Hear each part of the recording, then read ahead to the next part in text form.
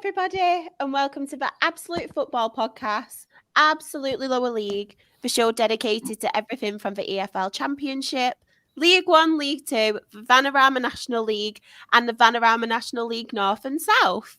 I want to do it a little bit different today because it is Halloween. Unfortunately, because we've all been working, we've all been so busy, we aren't dressed up. But I thought I'd ask you all a really good Halloween question, and I'll come to you first, Ben. What is your go-to Halloween film if you had to pick one? Oh, that's see, I like The Shining. I do. It's one of my sort of favorite horror movies, I guess, because I remember studying it at A levels, and just the whole psychological effects it had on you is absolutely crazy. But if not that, I'm quite softy for the old Halloween films as well itself. So we old Michael Myers. So, yeah, that's probably my favourites, I would say. I love that. Good choices. Uncle Nick, have you got a go-to Halloween film? No, not really. I hate horror films. Same. As the name suggests, I hate a film where it goes all dark and then all you hear is music and you're just waiting for something to make you jump. So I can't cope with horror films. I'm a right big wuss for those, so I avoid them at all costs. I'm so glad you said that, because at the end of this conversation I was going to go, do you know what? I don't like Halloween. I like the sweets, though. Yeah, I'll go with that. Jen, are you a fan of Halloween, and is there any films you like? Are you a fan of horrors? No, I'm not a fan of horrors. Like Nick said, I can't deal with the scariness. It's not for me. But if I was to pick a Halloween film, it'd probably be Hocus Pocus 2. Love that, to be fair. Yeah, good choice. They're like the perfect Halloween films for me. I know the only horror I watch is Rochdale and The Defending, but we'll get on to that later. Anne, are you a fan of Halloween and any horrors? I don't particularly care for Halloween, no, because it's just a time of the year, like the clocks go back, you got the dark night coming in, winter's coming, all that stuff, and Halloween seems to be the start of like 6 months where everything's just crap, doesn't it?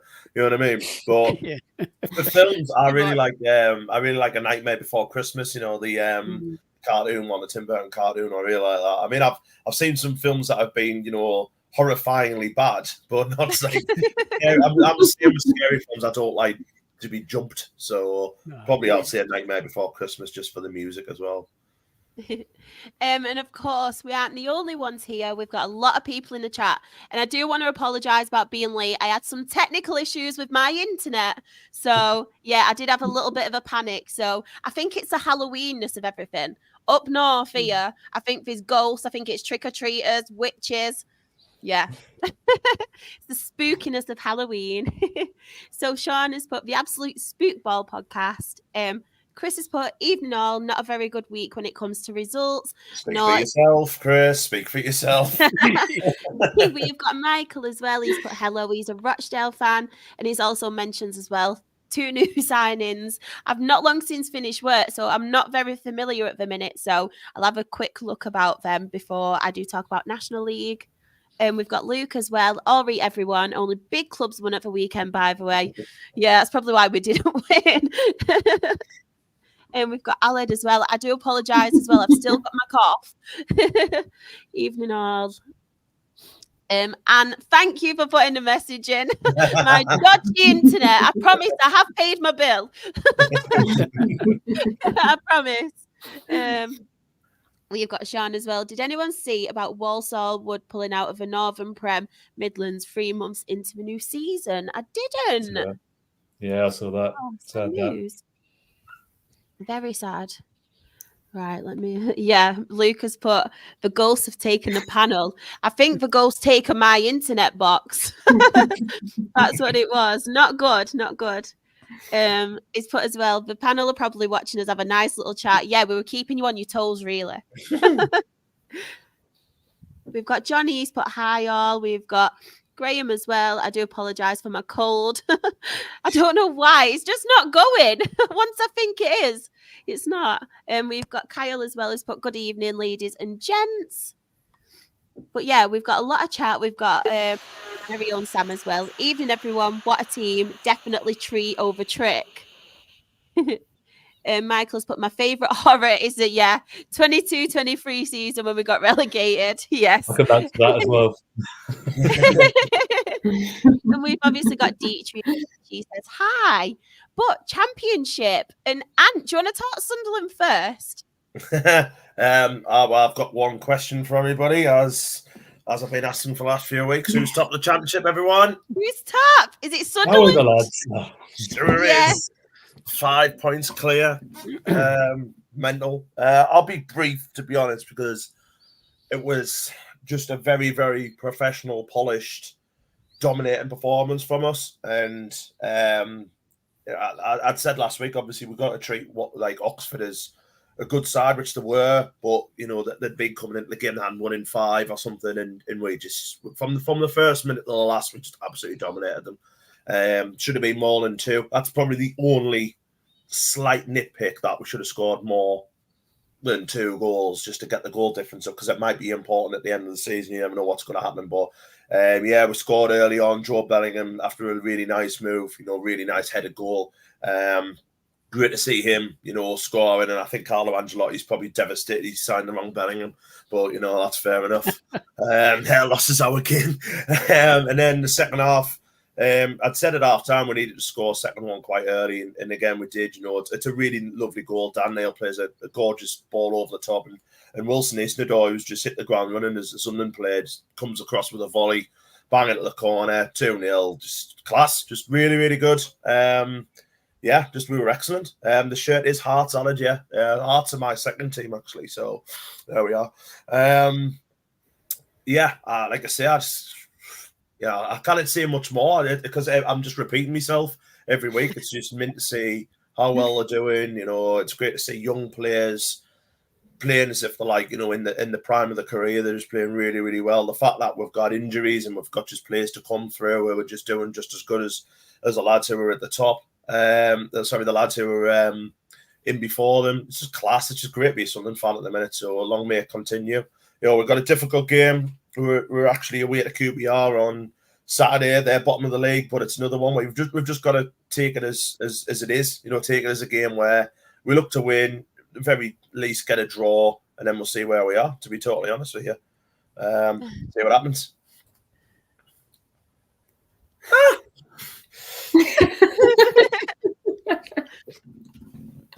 Not from the usual suspect either. No, to be honest,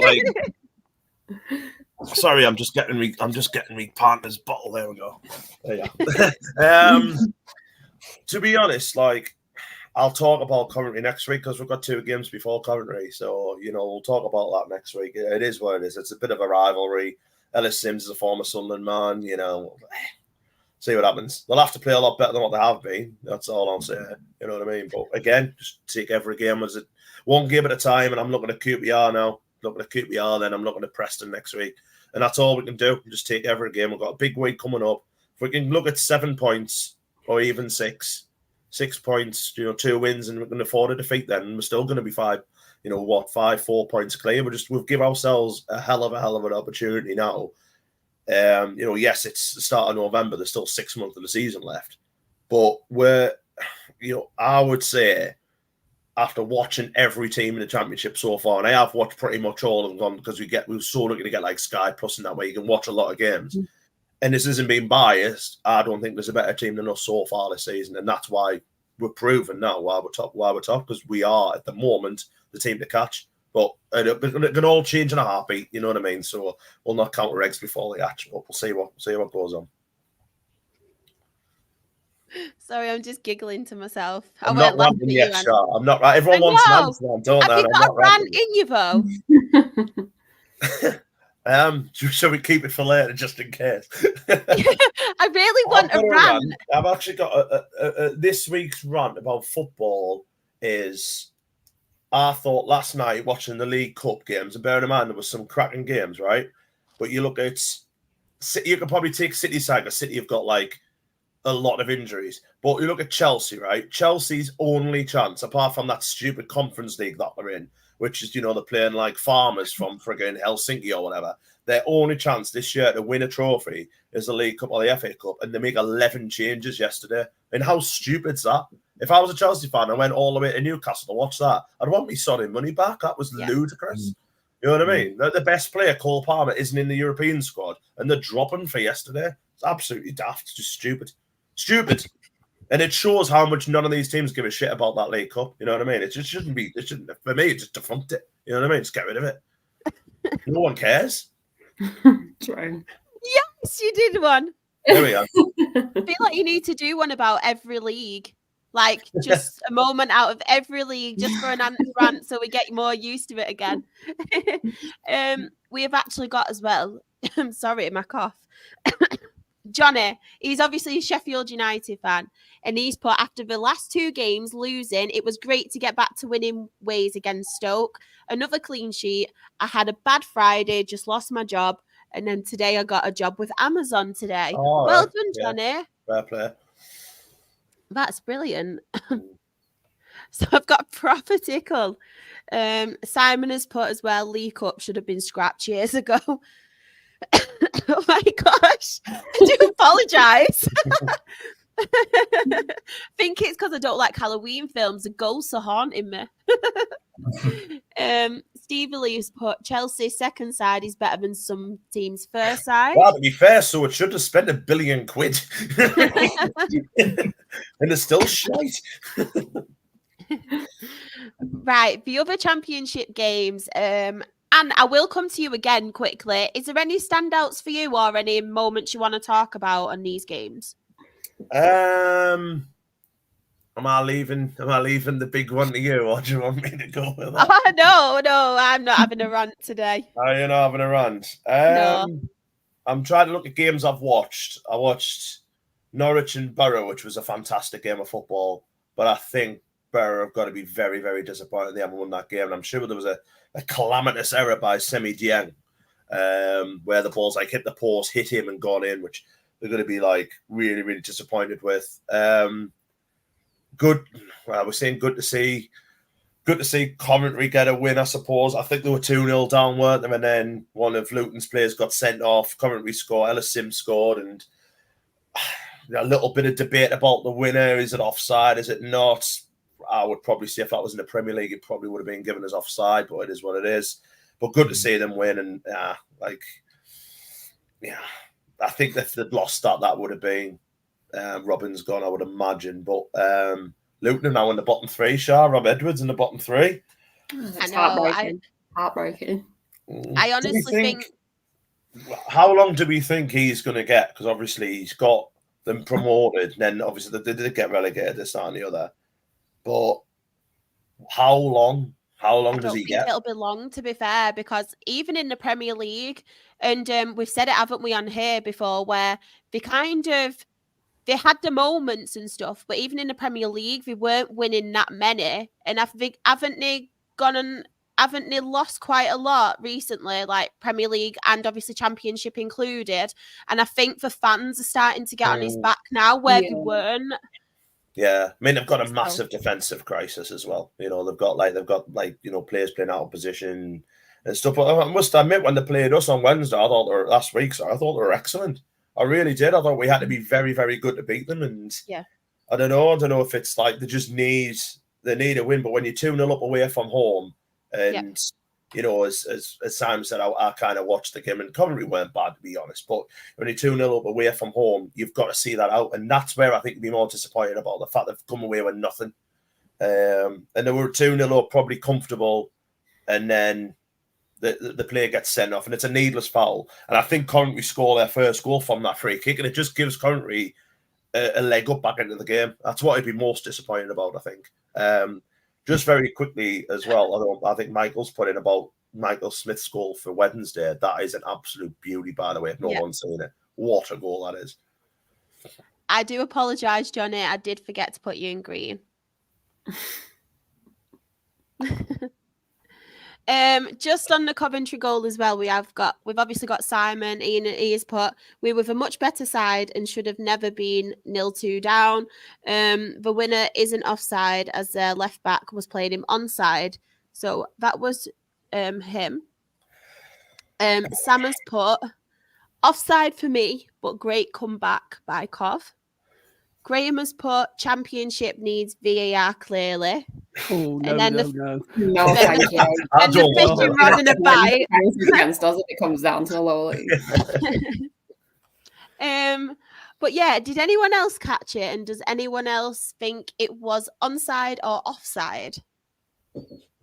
My personal view was offside. Personally, after the first look of it, I just think in the Premier League that gets given as offside. I think when you see the amount that gets given now for like knees offside, toenails offside, and that was for me as clear as anything. To be honest, about a good shoulder and that offside. It didn't need a close look for me personally. That's my opinion on that. But like I said, I think it's good comeback from Coventry, because I say they needed that. But yeah, I think if I were a Luton fan, I feel a little bit disappointed, to be honest, not to have come away with a point with that. It's particularly so late in the game as well. So that's a bit of a gutting one for them, really.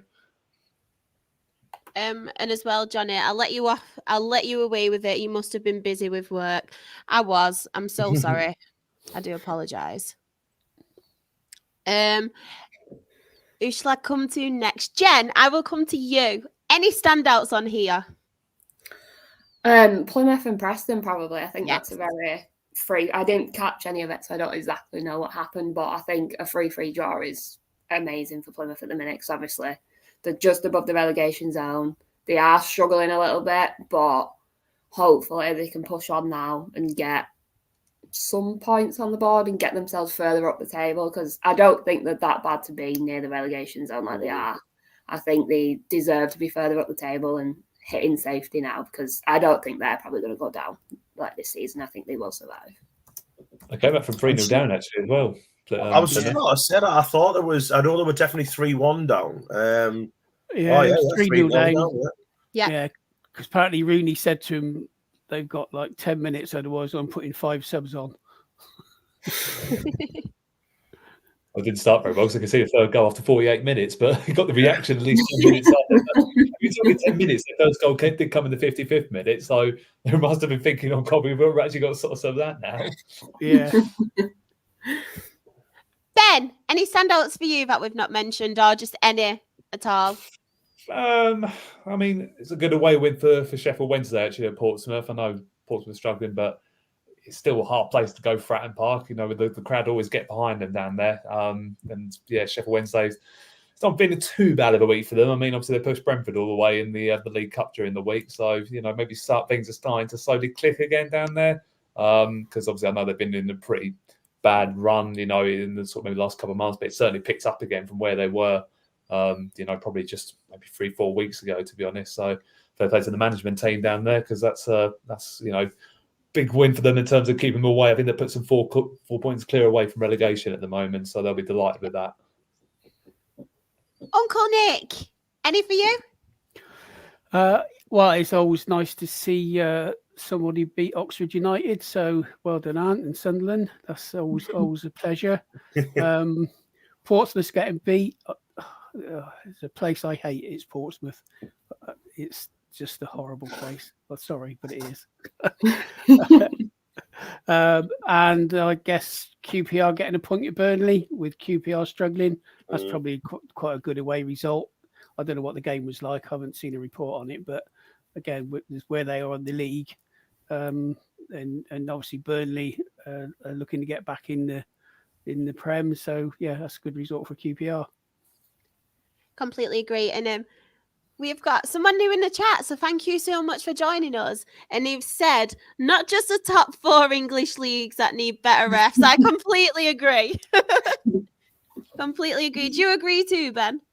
Oh, yes. You've got him all the way down to that. I won't even go on to the referee we hadn't said. He was a strange character, he was. So we will look at the championship table. Hopefully my voice will... Hopefully my voice will hold up.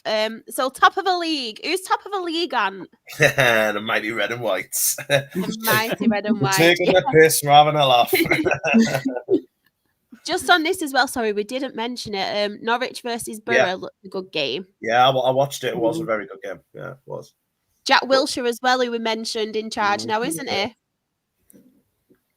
So, He's go, not the sorry. head coach, so is he? Is No, I he think just he's on only the one of coaching first two staff? coaches, I think.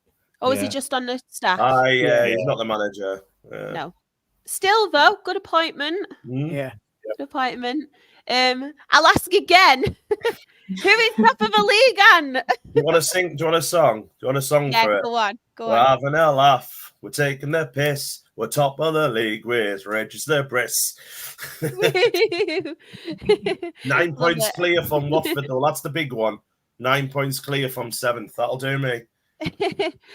So, top of the league, we do have Sunderland on 28 points. Burnley a second on 23 points. Leeds United a third, also on 23 points. Fourth, we have Sheffield United on 22 points. West Brom are fifth on 20 points.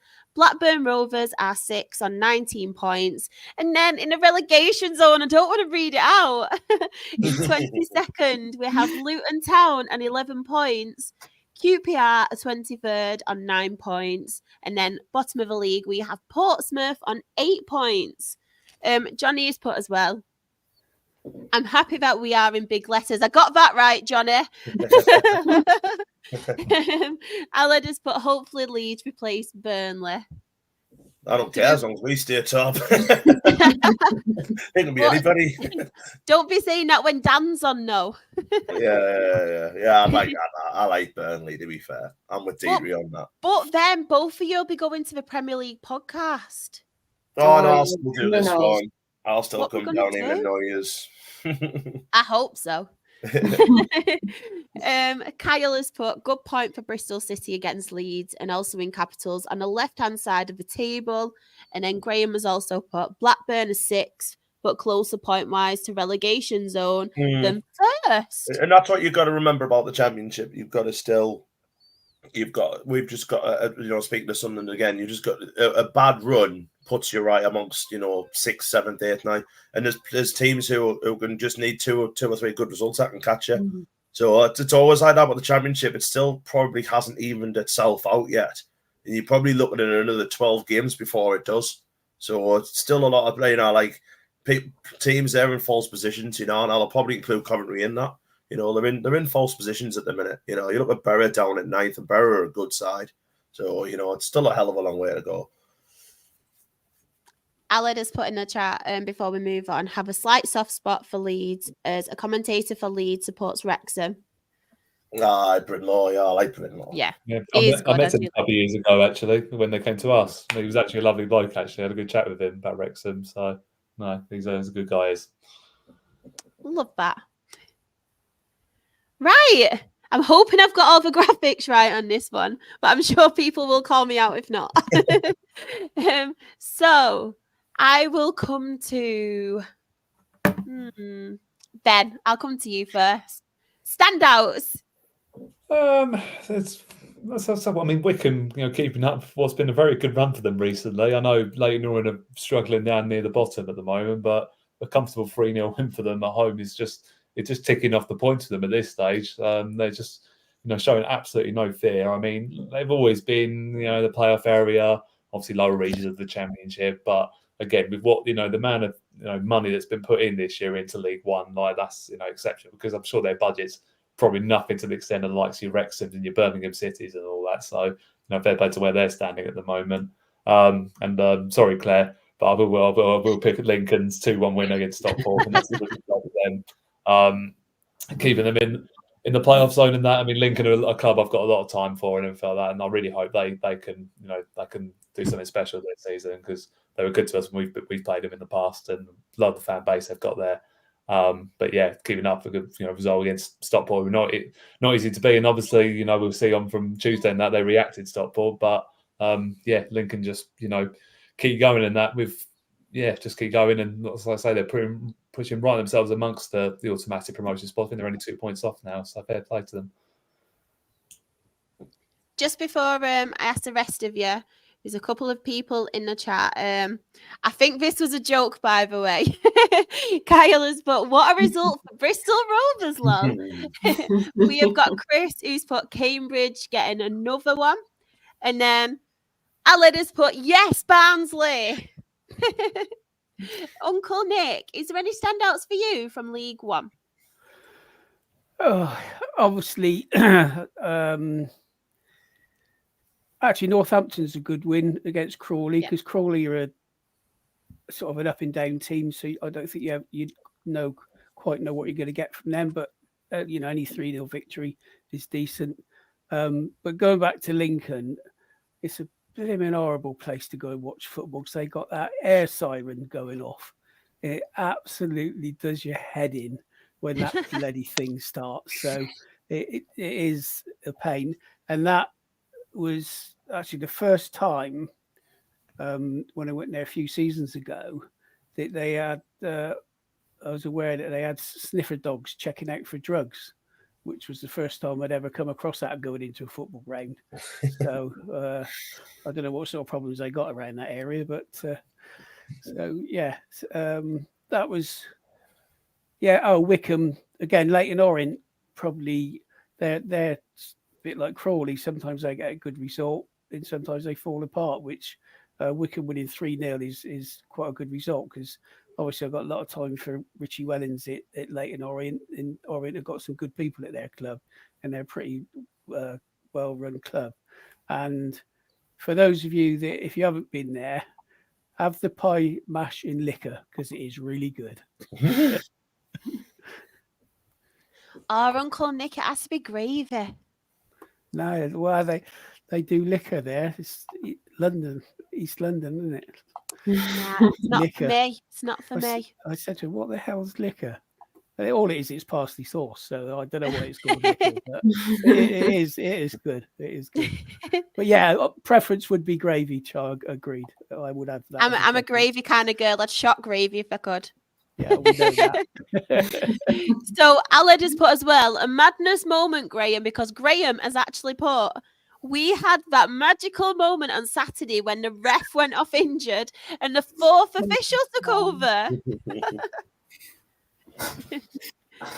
Johnny has mentioned that he doesn't like sauce. Or any sauce. Dry food. And any standouts for you from League One? Mansfield drawing with Birmingham. Just looking at like where they both were last year, Mansfield getting promoted, Birmingham getting relegated. I think any time Birmingham drop points is greeted with a massive applause by anyone else in the country who isn't a Birmingham fan. But yeah, great result for the Stags there. So probably that one.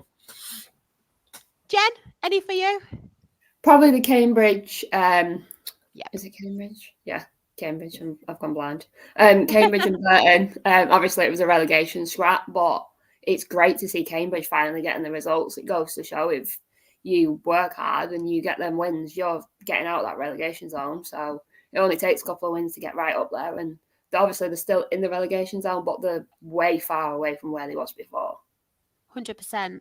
One that we've not really mentioned as well, and Sam has pointed out, Bolton slowly been putting a recovery together after an awful start. They have, haven't they? They've had some really good results recently, to be fair to them. Sean as well, obviously, he's a Northampton fan, and he has put, if I can get it up, there we go. Great win for us on Saturday, followed by a pathetic refereeing display on a Tuesday night, where he lost control, but Roberts getting sent off before the big cup game on Saturday versus Kettering. Not good, not good. Graham as well as put, everyone loves a 96-minute penalty equaliser. Well, everyone except Aled. And Chris has pointed out as well, what a brilliant win for Reading. They've got another one, obviously against Bristol Rovers, so fantastic result for them. But unfortunately, midweek, it wasn't so fantastic. They did get beat, didn't they, 4-1 from Stockport. I'm just going to, there's only 3 fixtures, so I'm just going to leave it to anyone to speak about them. Any shocks there or pretty straightforward? Suppose Stevenage getting hammered at home is a surprise. Yeah. I know that they weren't expected to do as well as what they did last year. Last year they were so good, but getting hammered 4-1, I think, is difficult. I know that, That's probably it. Stockport winning 4-1, obviously at home. And I think Claire did mention in our group chat, she thought it was their best performance of the season as well, didn't she? And obviously, want to get out as well because he scored twice again. Louis Barry.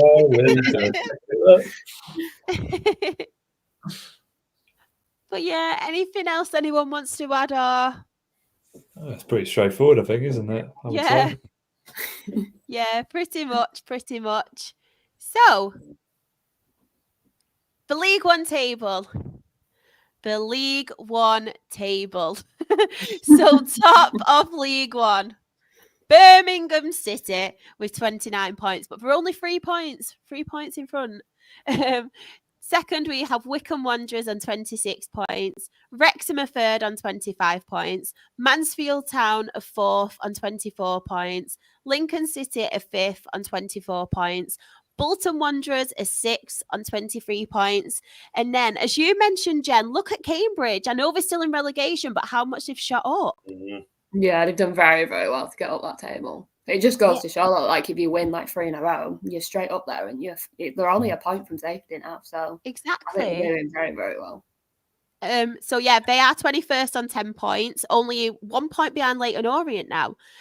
Crawley are 22nd on 10 points. Shrewsbury Town, Aled will be very happy. They are 23rd on 8 points, and then the bottom of League One, a Burton Albion on 4 points. I feel like Burton are always down there at the beginning of the season. They haven't It's won like yet, deja vu. they haven't won in any competition at all season. Either. We've got the FA Cup, haven't they, on Saturday, so that might be something for them. But here we go. Sorry, Michael, I put your comment up by accident. I'm not having a pop at you. Look at Luke. And then look at Sean. Johnny has asked us as well, do we think Wigan will go down? They're struggling, aren't they, at the minute?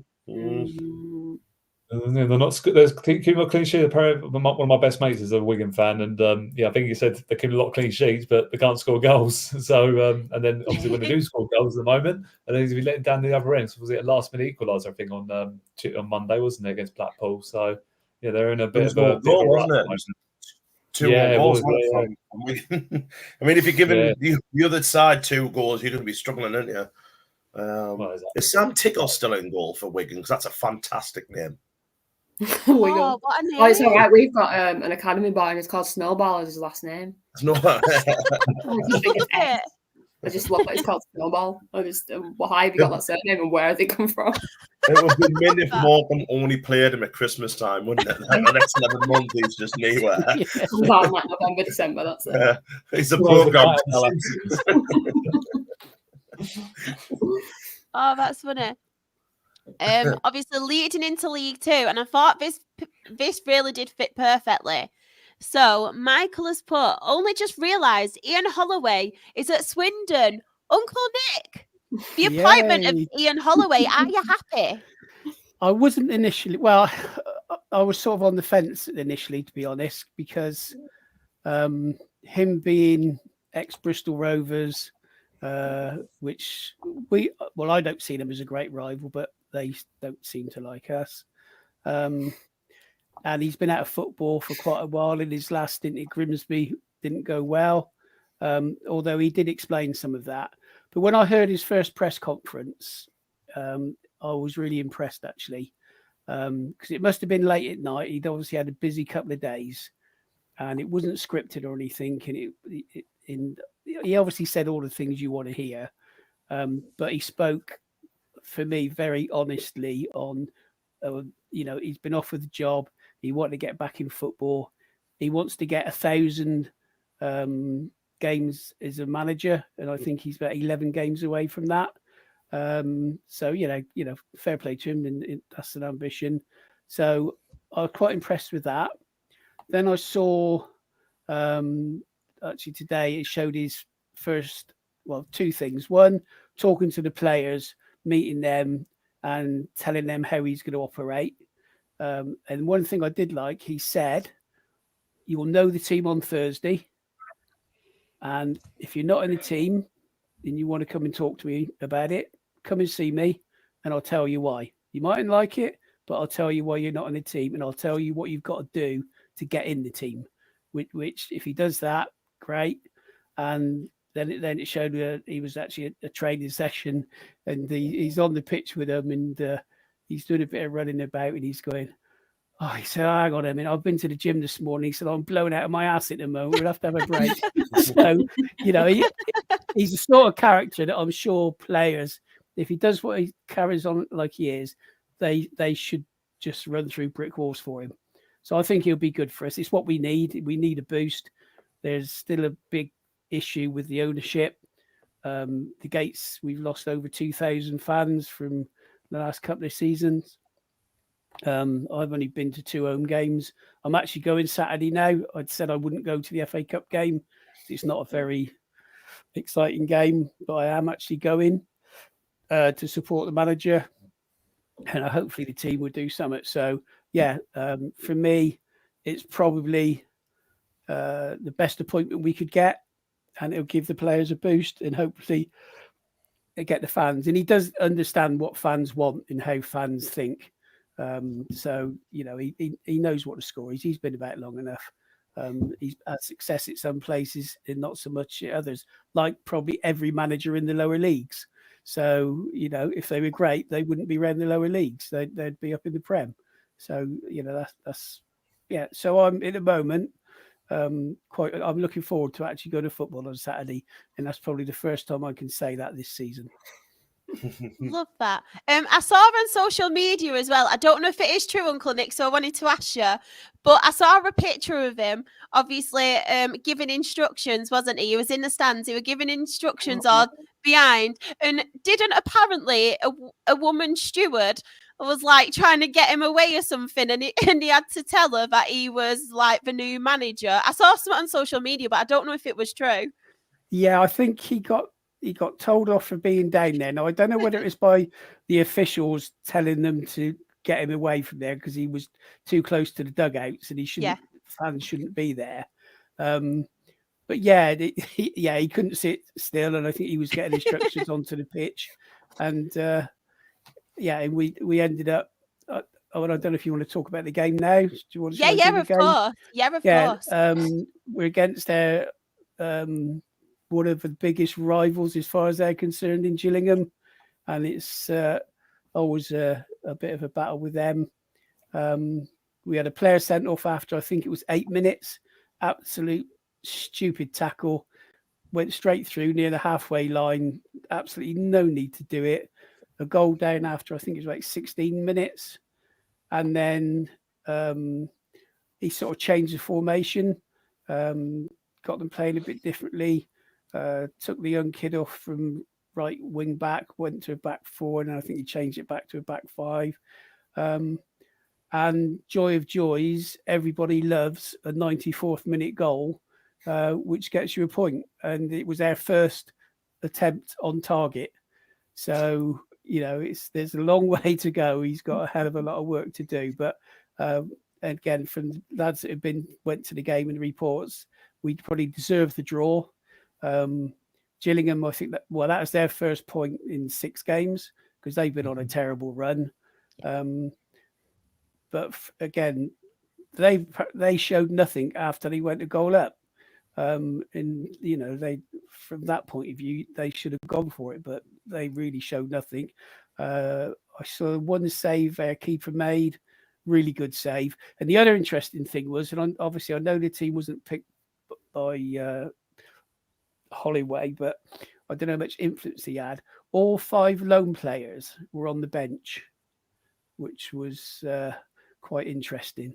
So what that means going forward, I don't know. So with it being, and it's good timing as well for him coming in because we've got FA Cup Saturday, and then we've got I think it's Spurs under 21s in the Bristol Street Motors on Tuesday. So he's got 2 cup games, which you can say there's obviously less pressure on those. Yeah, obviously we want to win the FA Cup game because it'd be nice to actually get into a second round because we haven't done it for so long. But he's at least got a chance then to look at the team, look at the players, look at formations before he then gets into the league. And our next league game is the biggest team in League Two is Milton Keynes away. So they say. Do you know what? I don't want to call them because we've got a player on loan today from Milton Oh, I Keynes. saw that. Yeah, So I don't want to call them too much now. We'll see how this player is first. Well, and it's one of their ex-managers there as well, Scott Lindsay. So it'd be interesting. Who is it you have in the cup as well? Sorry, Uncle Nick. Did you say? Oh, we've got the mighty Colchester, who've got as bad a record as us in the FA Cup. So it's it could go either way. Yeah, two poor cup teams that usually go nowhere. So somebody's going to be happy on Saturday, as long as it's not 0-0 in bloody penalties, because there's no replays, is there? So that would be the worst thing. His comment made me laugh as well. I'm not going to read it out. I don't think Luke's very keen. Jen, do you want to talk some Morecambe? No. No, that's fine. You know what? Like, we didn't actually play that bad. That's the frustrating part. Like, we're more than good enough for this league. And going into it, I was like, Chesterfield, they're up there, they're in the playoffs. Like, it's not going to be an easy game. Like, I wasn't expecting to go in and win it, but we played great for like the first half. We were fantastic. We were blocking them left, right, and centre. And then obviously we come back out after the second half, and for some reason it just falls apart. I don't know what happened, but it felt like a completely different team that came out in the second half. And it's like, we played so well because obviously they scored in the 8th minute, and then Tollett went down and scored in the 10th minute, and we're like, right, okay, we'll keep doing this, and if we can get a draw out of it, massive. But then we came back out of the second half, and obviously they scored again, and then they scored again, and it was like, right, we're not coming back from this. Like, you can come back from maybe like a 3-2 to get a draw, but you can't really come back from a 4-2. And it just felt like, it felt defeating, because it's getting to that point now where it's like, are we actually going to survive in this league now? Like, something needs to change, and the fans are now turning on the ownership even more, because it is getting absolutely ridiculous. Like, we've been up for sale for 2 years now. The board of directors have literally just put a statement out, which is like 10 minutes ago, saying that they have spoken to a potential buyer. They're not going through our owner, who doesn't want to speak to the board of directors or speak to the fans or anything like that. So it's good that the buyer has actually reached out to the club and to the board of directors and said, look, we do want to buy your club. We've had this chat, and they're going to obviously speak a bit more about it. But it feels like the buyer just doesn't want to sell. And it's felt like that for the past 2 years. He won't communicate with the board of directors. He won't communicate with the club. He won't talk to the fans. Like, if he just sat down and talked to the fans, we wouldn't be as angry as we are. So it feels like something's got to change ASAP, or I generally think we will be out of the Football League. And that is probably the worst case scenario for us, because I generally don't think we'll survive in the National League if we go down. Like, it's a huge money difference from Football League to National League, and we're already on the lowest budget in the league. Derek's doing a fantastic job there with the 23 players that he has. He can't do any more than what he is right now.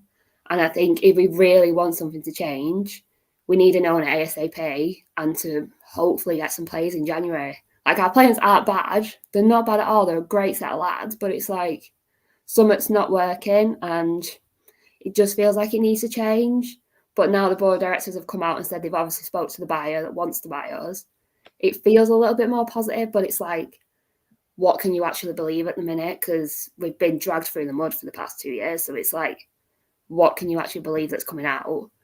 We just want to know what's happening with the club, when we're going to get a new owner, because the fans have put out today that there's probably going to be a protest at the Port Vale game at home, because that is the only way we're going to get anything out there, because nothing's happening. Like, obviously Reading are suffering, Swindon are suffering, Morecambe are suffering, and there's nothing in the media about these clubs that are suffering and needing like new buyers and needing help.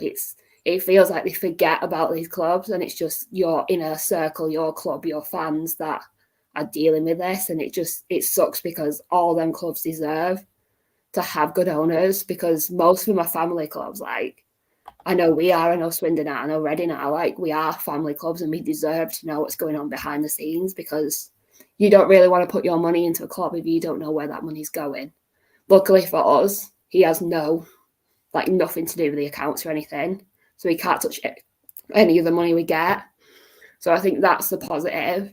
And obviously we've got the FA Cup on Saturday, so I'm hoping if we can get a result there, it's massive money-wise for us, but also for the fans and the club and everyone involved, because if we can get a good FA Cup run and get into the third round and get another Spurs away, that could be huge for the fans and huge for our pockets money-wise. So I really, really hope when we go on Saturday, we can get a result there, because we just need something, because it just feels defeating at the minute, and I don't enjoy football at the minute, and I don't want it to feel that way.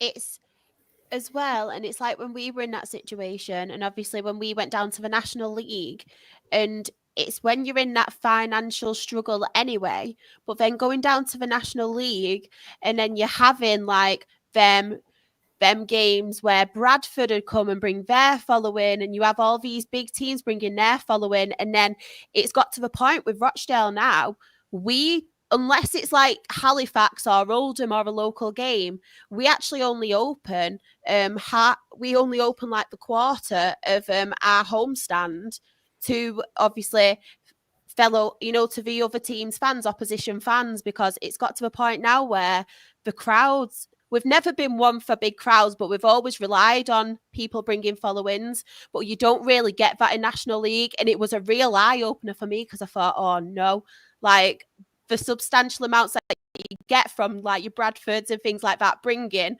them followings, and then you've got, and I don't want to belittle anyone by any chance, but your Ebbsfleet's where they bring 17 fans, and it's really good that them 17 fans have struggled and have come, and obviously that way, but it's gone from you're filling that stand of away fans to that, and that's a real eye-opener. So that's one thing. Obviously I know Swindon and Morecambe are both struggling, and that's why one of the other reasons why I don't want you guys to go down as well. And I know obviously Swindon have got the following, they've got decent crowds and stuff anyway, but it's that side of it as well, which is a real struggle, and we're seeing it from Rochdale, and we're trying to do our best to try and bring new people in to kind of justify that now and try and get fans in the doors, because honestly the amount that we've lost through that. So yeah, and Michael's obviously a Rochdale fan as well, and he said, I remember last season Oxford brought 26, so we don't open that anymore because you're not getting that amount. Yeah, it makes sense. So for us, our attendance has dropped. I think on average ours is 3.6 a game, and last season when in League One it was 3-4K, so it has dropped, and that's a lot of money to lose, because we do offer the cheapest season tickets, so it's it is an issue if we are losing them fans. But if we do end up going to National League, we could lose more fans, because it's one of them, innit? Are they going to stick around for the hard parts? Yeah, I just want some positivity for you, honestly. But what I can say as well, I know obviously it's a struggle trying to get it out there, and it was like that from our side, but I tried and pushed it by obviously you're doing the same, mention it on this podcast, going on other people's podcasts as well, but keep tweeting about it and stuff. And it sounds silly because you think, oh, no one will see that, but honestly, I had Jeff Stelling replying to me at one point, and it's amazing who you get and who you kind of see. So as much as you think, oh, it's not going to get anywhere, even the odd tweet, and even talking about on this podcast and other podcasts, just try your best to get the word out there, because it's surprising the outlets and even the media who can see a tweet, and even somebody out there, somebody in America actually saw mine and was like, oh, who's Rochdale and about the club? And it's wow, you could just get something about that and get the story out there. So just honestly, I know it's hard, but try and do it from that angle, because it's surprising who it could reach. Yeah, it's crazy what social media can do these days. Honestly, it can be such a bad place, social media, but it can also be really good for certain reasons as well. So just try and get the word out there, and everyone in that as well. Just everyone try and get the word out there. We want more. Someone just tweet at us, please. Jen, just to ask a question about like the Morecambe stuff. I know it's like it's just probably me just thinking like, but like a really famous, celebrities from Morecambe, as in Tyson Fury. But is there anything where he could get on board with or something like that? Just to say he's never been interested. Not one bit has he ever been interested in the club, helping the club. I know he sponsored the back of our shorts last season, and that's the first thing he's done in forever. So it's like, I just feel like he doesn't care. He never comes to the games. His gym's literally connected to the club. Like it's literally on the club, but he's never paid attention to us. If he could have bought us 2 years ago, he wouldn't have been in this mess. Like he's got money. It's not like a few, like it's just like scrap pennies to him if he buys us. So it would be nice to see someone like that doing it, because we want someone local that understands the club and obviously understands the fans, and he just hasn't seemed interested. And it's just heartbreaking, to be honest, because if you live there, you want to be involved. He literally lives like 5 minutes from the stadium. Like it's literally down the road. So I just don't get why he doesn't want to help us one bit. Oh, that's a shame, yeah. It just makes me so angry, honestly. Like, it really does anger me.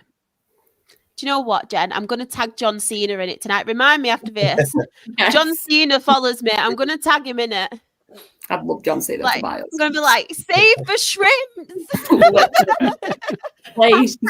Hashtag save for shrimps. We'll get it trending. Everyone in the chat as well. Get it trending. Tag in your most famous follower. But hashtag save for shrimps. We're going to save them. And Swindon as well. And Swindon. But Shah, you're my most famous follower. I was going to say the same. I'll retweet it. I'll tweet them. Save Swindon and the shrimps. We'll get it out there. Right. Uncle Nick, I'm going to come back to you. Any standouts from League Two? Donny getting a win at Bradford City, because I always thought Doncaster would do well when they come down to our place. Actually, that's one of the games I saw. They close you down very, very well. They're a very well organised side, so I can see them being there or thereabouts. I don't know what Chelsea, Notts County, you'd expect them to win. Unfortunately, Port Vale beating Wimbledon. I'd rather see Wimbledon winning that. I'm not a great lover of Port Vale for reasons going back to the playoff time. So that's really probably the best result on there for me is Doncaster winning at Bradford. This made me laugh as well, bless him. Sean apologised for his bad language, but to be fair, we will let you off because you are hashtagging save the shrimps. So, up the shrimps. So we'll let you off this one. Jen, I'm going to come to you as well, obviously, because you're League Two. Any other standouts?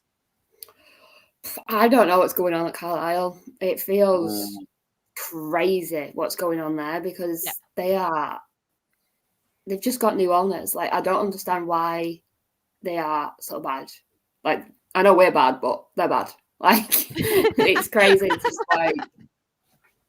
like I just don't understand what's going on at Carlisle, and we've got them on Boxing Day, so pray for me, because I think I'm going to probably need it, and it's away, so I'm definitely going to need it.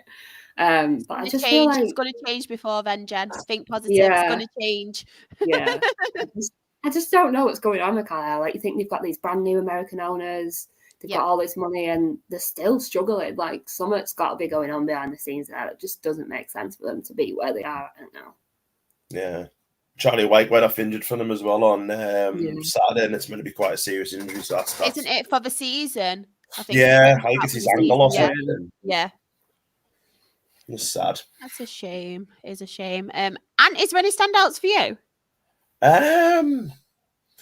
Not really, to be honest. Like, I think Accrington getting a draw at Walsall's class, like at home to Walsall, and it seems that Accrington have turned that corner, haven't they? Where, because they were down there, weren't they? And then obviously when when it was like, Accrington versus Morecambe, and Accrington won that. It seems to have Jets really kick-started their season.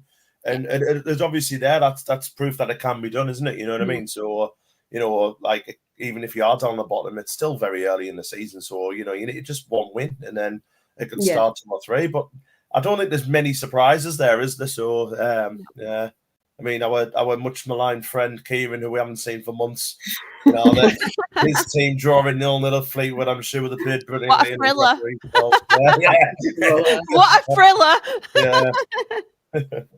Yeah. There's nothing really there. Is there? To be honest, no. Gutted Bradford lost, but never mind. Ben, any standouts for you? I was only going to pick, and there's not to rub salt in the wounds here, but I was only going to pick the Chesterfield game because, to be fair, Chesterfield's goal scoring away from home has been quite something this season. So it's 5 at Morecambe, 5 at Crewe, 3 at Newport, and 3 at Doncaster. For some reason, they can't score more than 2 goals at home, but away from home is absolutely no problem for them. But then again, I would have probably said Swindon's draw against Gills, really, because any side down to 10 men for the last, vast majority of the game, and still getting points out of it deserves huge credit. I know, like we were saying, Gills have been on a very poor run. But again, for where Swindon have been, particularly in the last few weeks, and that could be a big point for them come the end of the season. We don't know that yet. So, hopefully they can build on that now. And, hopefully Ian Holloway's going to divert them away from that use some of his magic and get them away from that relegation zone. Only time will tell in the coming months or so. I just wanted to let people know as well, I have highlighted your comment, so if I don't read it the first time, I will get to it. So you do not have to send it twice, 3 times. I promise I will get to it. Just bear with me. But yeah, Chris has put MK franchise versus a real Wimbledon this Sunday in the FA Cup. Come on, AFC. And obviously he's tagged Luke in it. I bet we all know the answer to this, but who do we all want to win that one? AFC Wimbledon. Yeah. Yes, we all team AFC. Graham mentioned this before as well, Jen. I saw the Morecambe game. For a lot of the game, they matched Chesterfield. Chesterfield having a bigger and better squad because they've had backing from the owner ultimately proved the difference. Yeah, that's literally what we're going to come up against this season is teams that have a bigger squad. Like we are a team of 23. That's plain and simple is what it is. And we have got a few injuries. There is a few academy lads making the bench and stuff, but they're not really coming on and making an impact because they are only like 17, 18. They're still babies, to be honest. But it's one of them that we're going to come up against it because people in League 2 have money, and if you don't have money in League 2, you are going to suffer. It's that simple. Something to cheer you up as well, I think, Jen. No, Lucas put Tom White is one of our own. I'll tell you what, Tom is hands down one of our best players this season. I really, really hope we can keep hold of him next year because even if we go down to the National League, I think he'll be huge for us. He gets the players like motivated and telling them where to go. And I think he's just a class player. We're very, very lucky to have him. Aled has put as well, AFC. So I think the feeling is mutual in the chat. Yeah. And Dietrich, bless her. She has put on match report. We love Dietrich. She's always so positive. We love reading out Dietrich's match report. She has put, I'm gutted with the defeat. All goals in the second half. I had a feeling Billy Sharp would score, and he did. Andy Cook scoring for us, which is a positive. Onwards and upwards, and always that smiley face. I love that with Dietrich. Isn't Deepy the kind of person, right? If you were stuck on a desert island, you want Deepy with you because you just find positives in it, wouldn't you? 100%. Like, get a suntan, or we'll find a way off of that. It'll be fine. I want that smiley face. I know. So patient as well. Yeah. So patient, so lovely. I love Dietrich. We love you, Dietrich. You're one of our faves. Yeah. We do love everyone, no, don't get me wrong, but Dietrich, you are one of our faves. Didn't want to upset anyone. Lucas put as well, obviously, I think it's players aren't adapting to Mike Williamson's style of play. That's why they're obviously down there. I think that's in regards to Carlisle, is it? Did he go Carlisle? Yeah. But they were struggling before. Williamson took over. It's a confidence thing, and I think it's just a hangover from getting relegated last season, to be totally honest. Ah, look at her. I love her. She's put that she loves us all too. See? Sean has put Shark and you pronounce Kettering again. Kettering. I think I said it quite well. I don't think there's anything wrong with that one, was there? What's wrong with that? I sounded quite posh then, to be fair, compared to my usual pronunciations. I'm turning a corner. And Johnny has mentioned as well, it's not football related, but tomorrow I start my 90 km challenge for cancer research. Wish me luck. Good luck, Johnny. Smash it. Yeah, Queen Dietrich. She's a queen. We love her. She's the queen of the chat. Everyone needs to bow down to her. Yeah. We say so. Only one game midweek as well. Fleetwood Town 2, Salford City 2. Brilliant.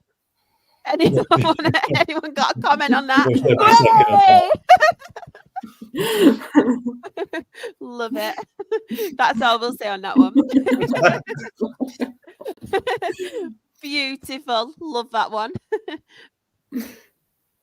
Johnny's put back to normal with Salford. At least he got a point, no? Away from home as well, wasn't it? They're in capital letters, you know. They're not doing as bad as what a lot of people make out. Exactly. So, I'm so sorry, Jen. Fine. We'll cut the bottom out if you want. We'll cut the bottom. I'll cover it up so I can't see it. So, top of League 2, we have Port Vale on 30 points. Walsall a second on 26 points. Notts County a third on 26 points. Then we have in fourth place Doncaster Rovers on 26 points. Crewe Alexandra a fifth on 24 points. Chesterfield a sixth on 22 points. Bradford City a seventh on 22 points. And then in the relegation zone in 21st are Kyle Carlisle United on 8 points. Kyle Lyle. You're doing so well with Kettering as well. I was. Kyle Lyle. That's a new one. Carlisle United on 8 points. And then I'm so sorry, Jen. Morecambe, our bottom on 7 points, but we'll quickly turn that off. I just wanted to let them know as well, Michael, if you're still in the chat, please send us your match report on Dale because I'd love to know your opinion. And obviously, Luke and any other National League fans, please send them because we are doing them now. Oh, look at this, bless. Just swap the table, Jen. You'll be happy then. Yeah, we'll get promoted to League One again. Great time of my life when we were in League One. I loved it. Love that. Graham has put, why is there a million fireworks going off around me? It's not the 5th of November. I don't know, Graham. Really don't know. Does anyone else know? No, it's people have been being impatient. Does anyone want to pretend to know? I wish they'd stop though. My dog hates fireworks. I know. It's me, sorry. I'm setting them off. It's probably Kieran. That's where Kieran is. Probably, yeah. Oh, Claire. Yeah. So National League results. Ben, I'm gonna come to you first. Any standouts apart from the top one? You're not allowed to mention that. But then again, it probably is predictable. You ruined my fun. Yeah, that's why I said it. I knew. I'll tell you what, I'll cheer you up with this one instead. I'll choose 5-0. I mean, we know far on our favourite side on this podcast, but yeah, no, they've suddenly just unleashed hell on them basically. That's a very dampening result for them, though, isn't it? Like, particularly at home and where they are in the league at the moment. It's the last thing you wanted against a side that probably maybe underachieved so far for where they were last year. But that's the thing that may well push them back into where they should be in that, which was near enough the playoff area last year. But I think I have to give a big amount of credit to York City. I don't know if anyone saw the late showing they had at Halifax. It was quite something. I mean, I didn't realise until I saw it that there was more York City fans in that game than Halifax fans, which is always a bit of an embarrassment, to be honest. But tell you what, those limbs at the end of the game looked absolutely brilliant. They did. Equaliser, I think, on 92 minutes. And then Ollie Pearce missed the 40 goals last year in that, nicking another one again this year. The last seconds, like the spot wild celebrations. God knows how many of those Yorkshire fans didn't come out with any nosebleeds or bruises at all from the celebrations, because that looks absolutely brilliant. And again, that just shows that they're a different class this year. The fact that, like, you know, they are just keep going right to the end. And to be fair to Adam Hinchwood, he's done an amazing job there. You know, since he's gone in, he kept them up last year, and you know, he's really pushed them on now, and they're in a very good position at the moment. Because I don't think many would have tipped them to be, you know, top of the league at this moment in time. Maybe towards the playoffs, but to be where they are, you know, with some of the, you know, bigger size and the bigger budgets in that league. Fair play to them, because, you know, I don't think anyone was expecting that. So yeah, they're probably my standouts of the week. Completely agree. I will read out Luke's comments and Michael's in a second. There is a lot of chat about the National League. We'll just get these ones out of the way first. Uncle Nick, is there any that stand out for you on National League? Probably Woking Forest Green. Yep. Because obviously Forest Green are right at the top end of the table. I guess they'd have expected to go there and win. So that's a decent point for Woking. I probably hate to say it, Yeovil, where they've come from in the past. I think they've always struggled when they've been down in the National, and they're in the playoffs. So that's obviously a decent result. And it's quite a decent little ground to go to down there. It's not that long ago. They were in the league. I've been down there watching them with Swindon, so it's always quite a good, decent ground to go to. But yeah, that's, you got your teams like your Oldhams in that, who are always there or thereabouts, and probably going on last season's Gateshead. Again, get a decent. I don't know what happened with them, because they had the issue with the 10-year lease, wasn't it? Yeah. I don't know whether that's been resolved. If they do get into the promotion areas, whether they would be allowed to go up into the Football League. I'm sure, Luke, if you're in the chat, if you have more information, I think he was a bit more positive when we last spoke about it, Luke, wasn't he?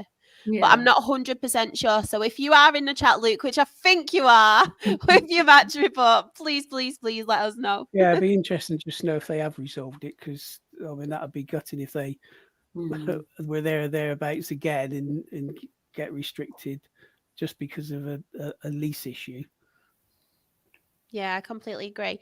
Just before Luke answers as well, Anne, is there any standouts for you? I think I know which one you're going to say. Which one do you think I'm going to say? Hartlepool. 100%. 100%. Definitely Hartlepool. I think the Fylde result as well is like pretty damning. Put with super careful.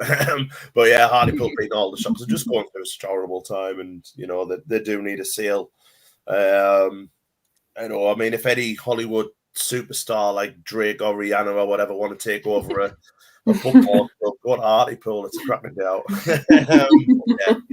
Well done to them. Yeah, I just want to echo what Nick said about Yeovil. You know, like they have struggled, haven't they? And they always seem to be like a little staple of the National League. So good to see them like coming back up and doing really well. And they've got a lovely home top this year as well. I love that. Jen, is there any standouts for you in National League?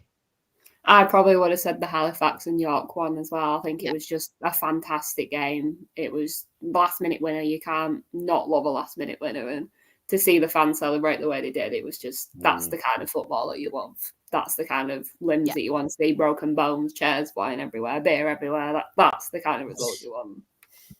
100%. Chris has put in the chat, big win for Hartlepool at home against Aldershot. Definitely one of my results of the week. Can I just jump in and say I don't want to be in an away end with Jen if she likes broken bones when we score goals. I haven't broken a bone, but I've bruised a few parts of me, okay? All I remember is Spurs away in the FA Cup. Someone had snuck beer in under the jacket, out into the actual stadium, and obviously we scored first at Spurs, and the beer went everywhere. It was in my hair, it was all over my clothes. I stunk driving 3 hours home from London, so don't want beer all over me ever again because it was disgusting. In the chat as well, Chris has put, "And I'm so surprised that Jeff Stelling hasn't taken over at Hartlepool at all." I reckon he's probably trying, you know what I mean, trying to get something about, because he is very vocal on Twitter and stuff about it. So I would be amazed if he's in part of like a consortium or whatever that looks to take it over. As well in the chat, Chris has also put, "Boston United sacked their manager on Monday after the draw with Eastleigh." Unsurprising, they're in a bad way at the moment. I think they will go straight back down anyway, to be honest. I don't think sacking the manager is going to help them, but stranger things have happened in the National League. Just to answer your question as well, Uncle Nick, Luke has put, "No real details come out about the stadium and the lease, but the playing and coaching staff have been guaranteed that there is no issues if Gateshead get promoted involved in the ground." So pretty promising.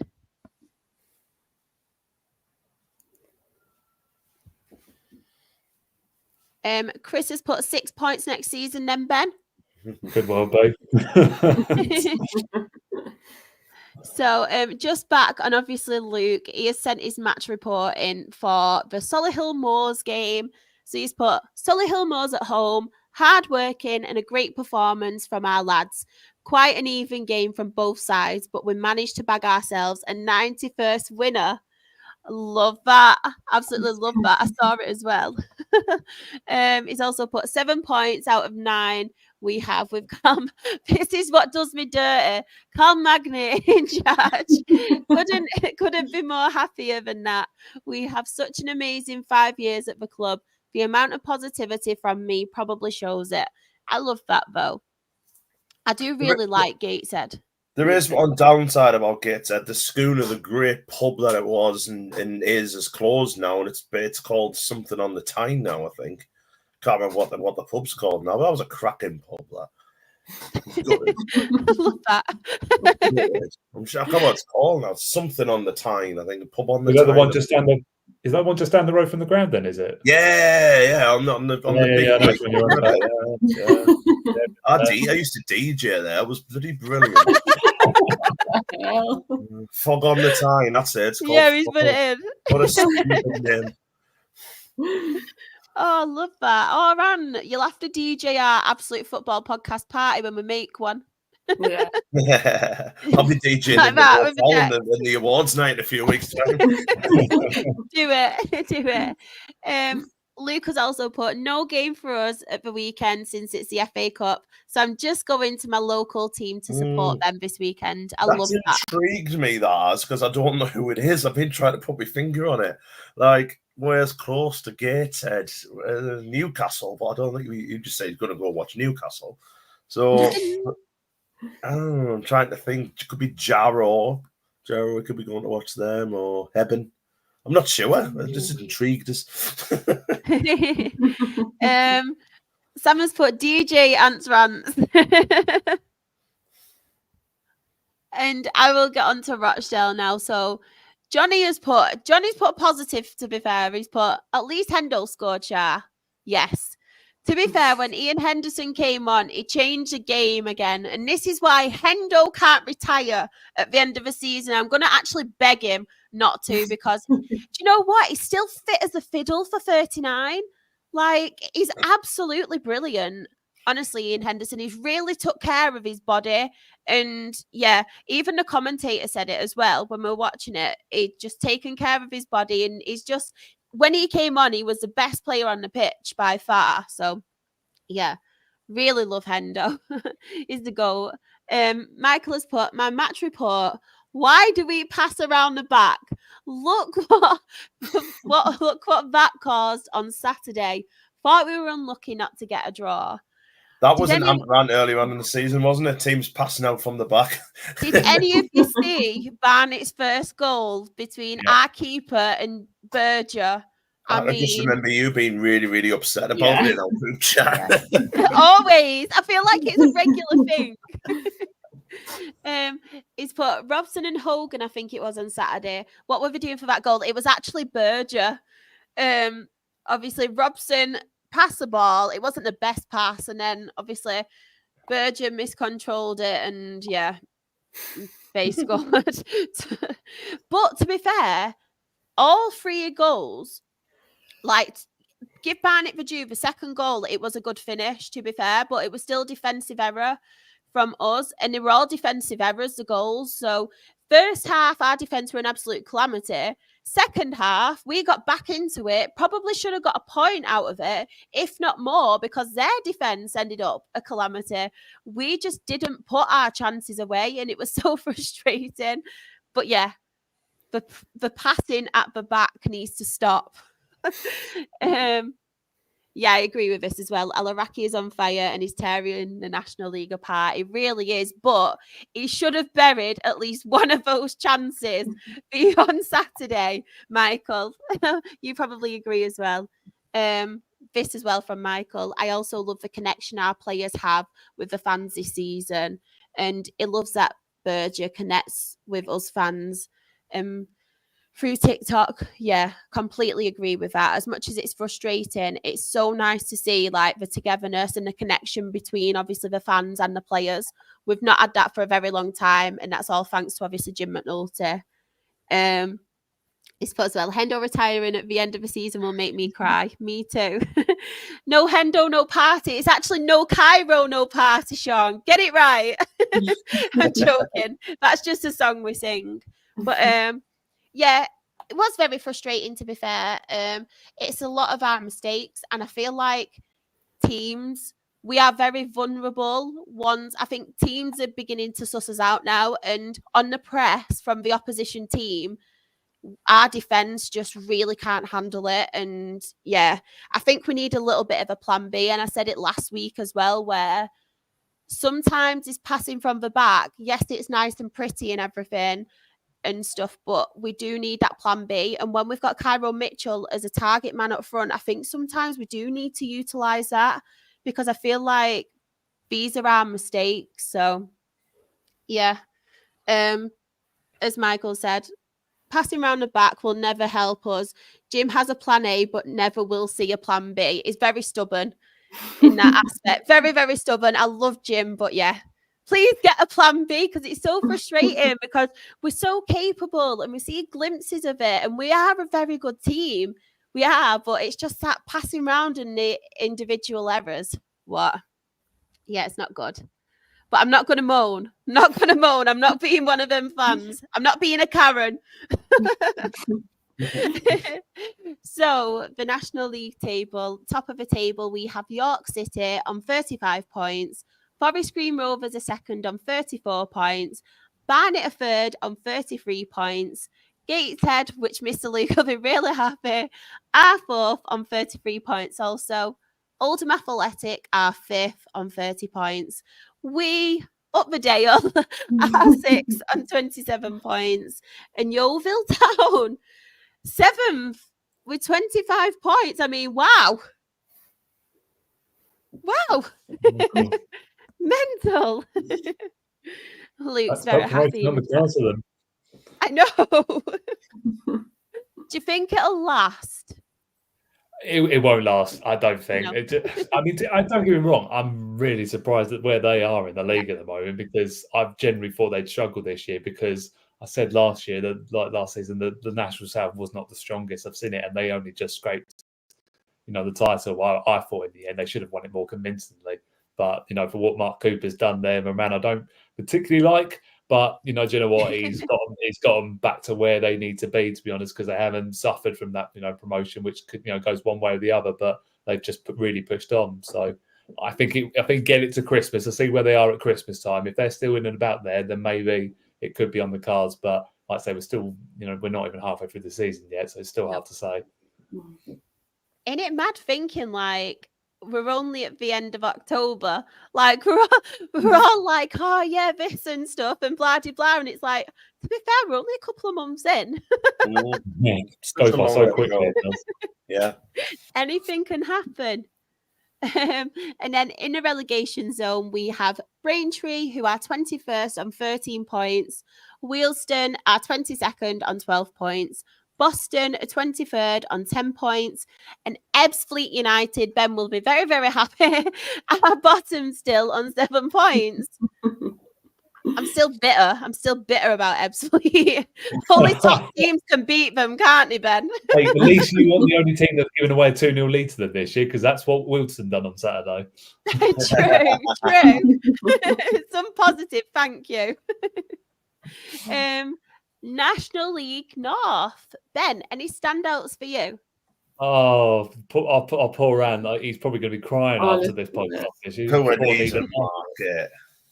Honestly, like, what is going on there? Like, it was 6-1 down at halftime, I'm pretty sure, as well. Like, I don't think I would have wanted to be in that changing room at halftime with the manager, put it that way.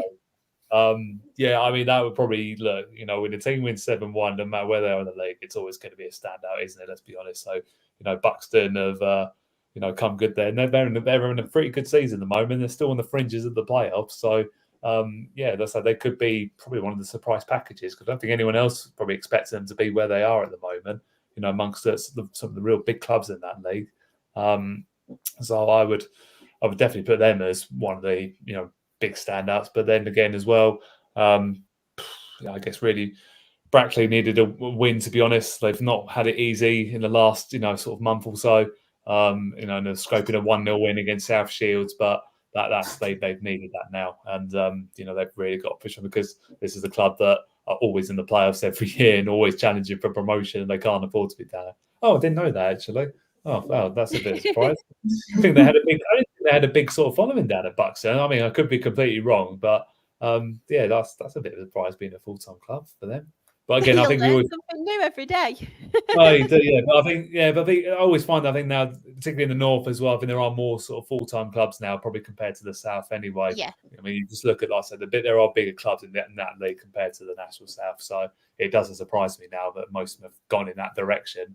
I mean, I don't know whether it's the 3 mornings a week that most teams around these areas do, but still, either way, you've got to do the job on the pitch, and scoring 7 goals at home, and that will certainly give them a big old boost in that, and really kickstarting and then really pushing on Alfrington and Southport's tails on those fringes of the playoffs.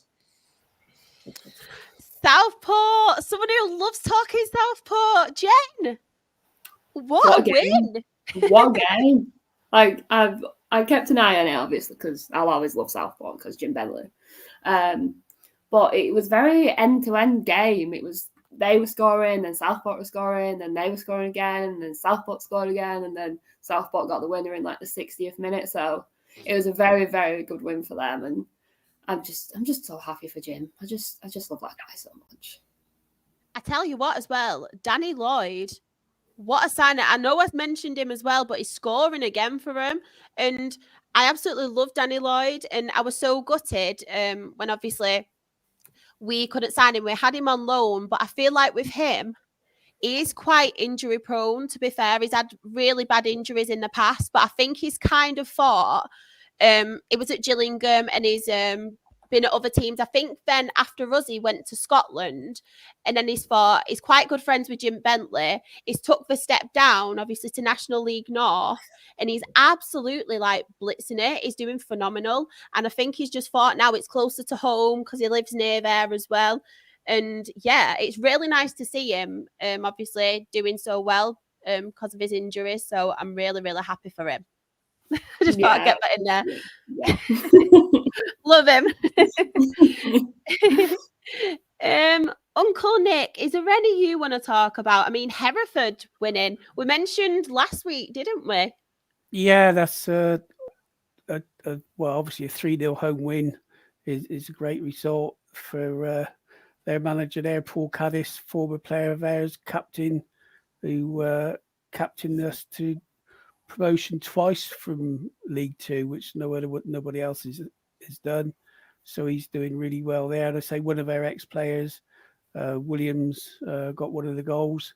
So I think he's got quite a good setup there. But I went to Hereford's ground. I can't remember how long ago it was. but we were at the side, and that was the steepest stand I've ever been in, seated. And honest to God, you were like that. It was so steep. You daren't, jump up if the team scored because you would go straight over the edge. It was probably the scariest ground for that type of thing that I've been in. So, that's a great win. And obviously, up the road from me, Oxford City, and I know it's a team down the bottom, but they're just above the line. 3-1 win away from home. You can't really ask much more than that, especially coming from a goal down, for goal behind, to come away with a 3-1 win. And from the reports I've seen, it was a deserved win. So I think that's 2 out of the last 3 that they've won. So hopefully they can kick on and start moving up that table a bit. Because it'd be a massive shame if they suffered two relegations on the trot, which they probably don't deserve.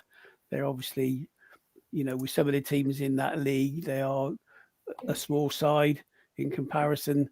They don't have a massive following, and there's probably not a lot of money kicking about in there. So if they can put a few wins together and get near the middle of the table, I think that'll be a good season. 100%, completely agree. I don't know if I want to ask Ant this question because of the whole Needham market thing, but is there any standouts for you, Ant? Or should we just not talk about the National League North? It is what it is. Probably Scarborough beating Marine in the coast derby. Both teams are on the coast, aren't they? So they win the battle of the beaches, I suppose. Yeah, I like Scarborough. It's a lovely deal.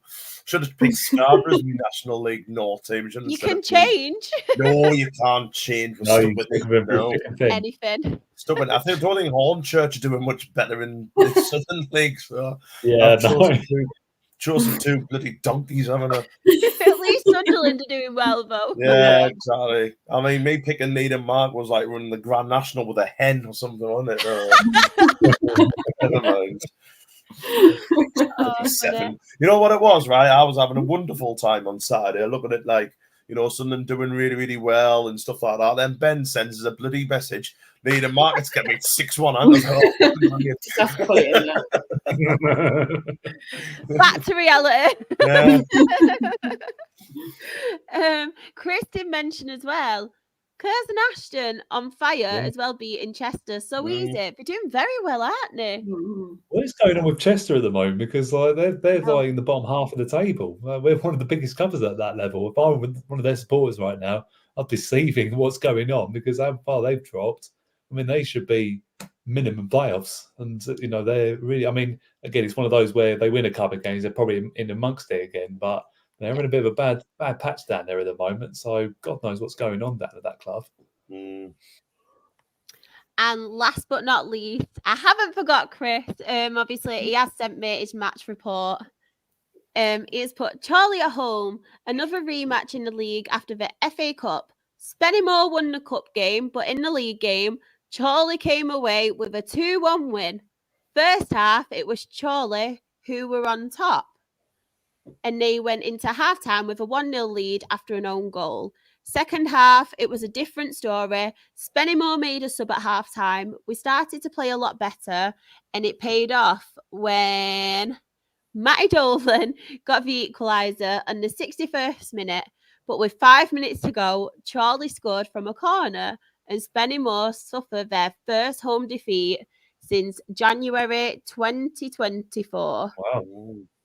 And he's also put as well, big news is that Farsley Celtic are ground sharing at Buxton until December 2024 with all the pitch problems they are having. Right, let's get to the table. Oh, he's also put as well, makes my tip to win the league is making me look like a mug. Don't worry, anything can happen, as we mentioned. Also on Tuesday, we did have a few fixtures, so it was. Well, got beat again, lost once, and then the first prize, the Kings League. I've been there as well. That's a nice place.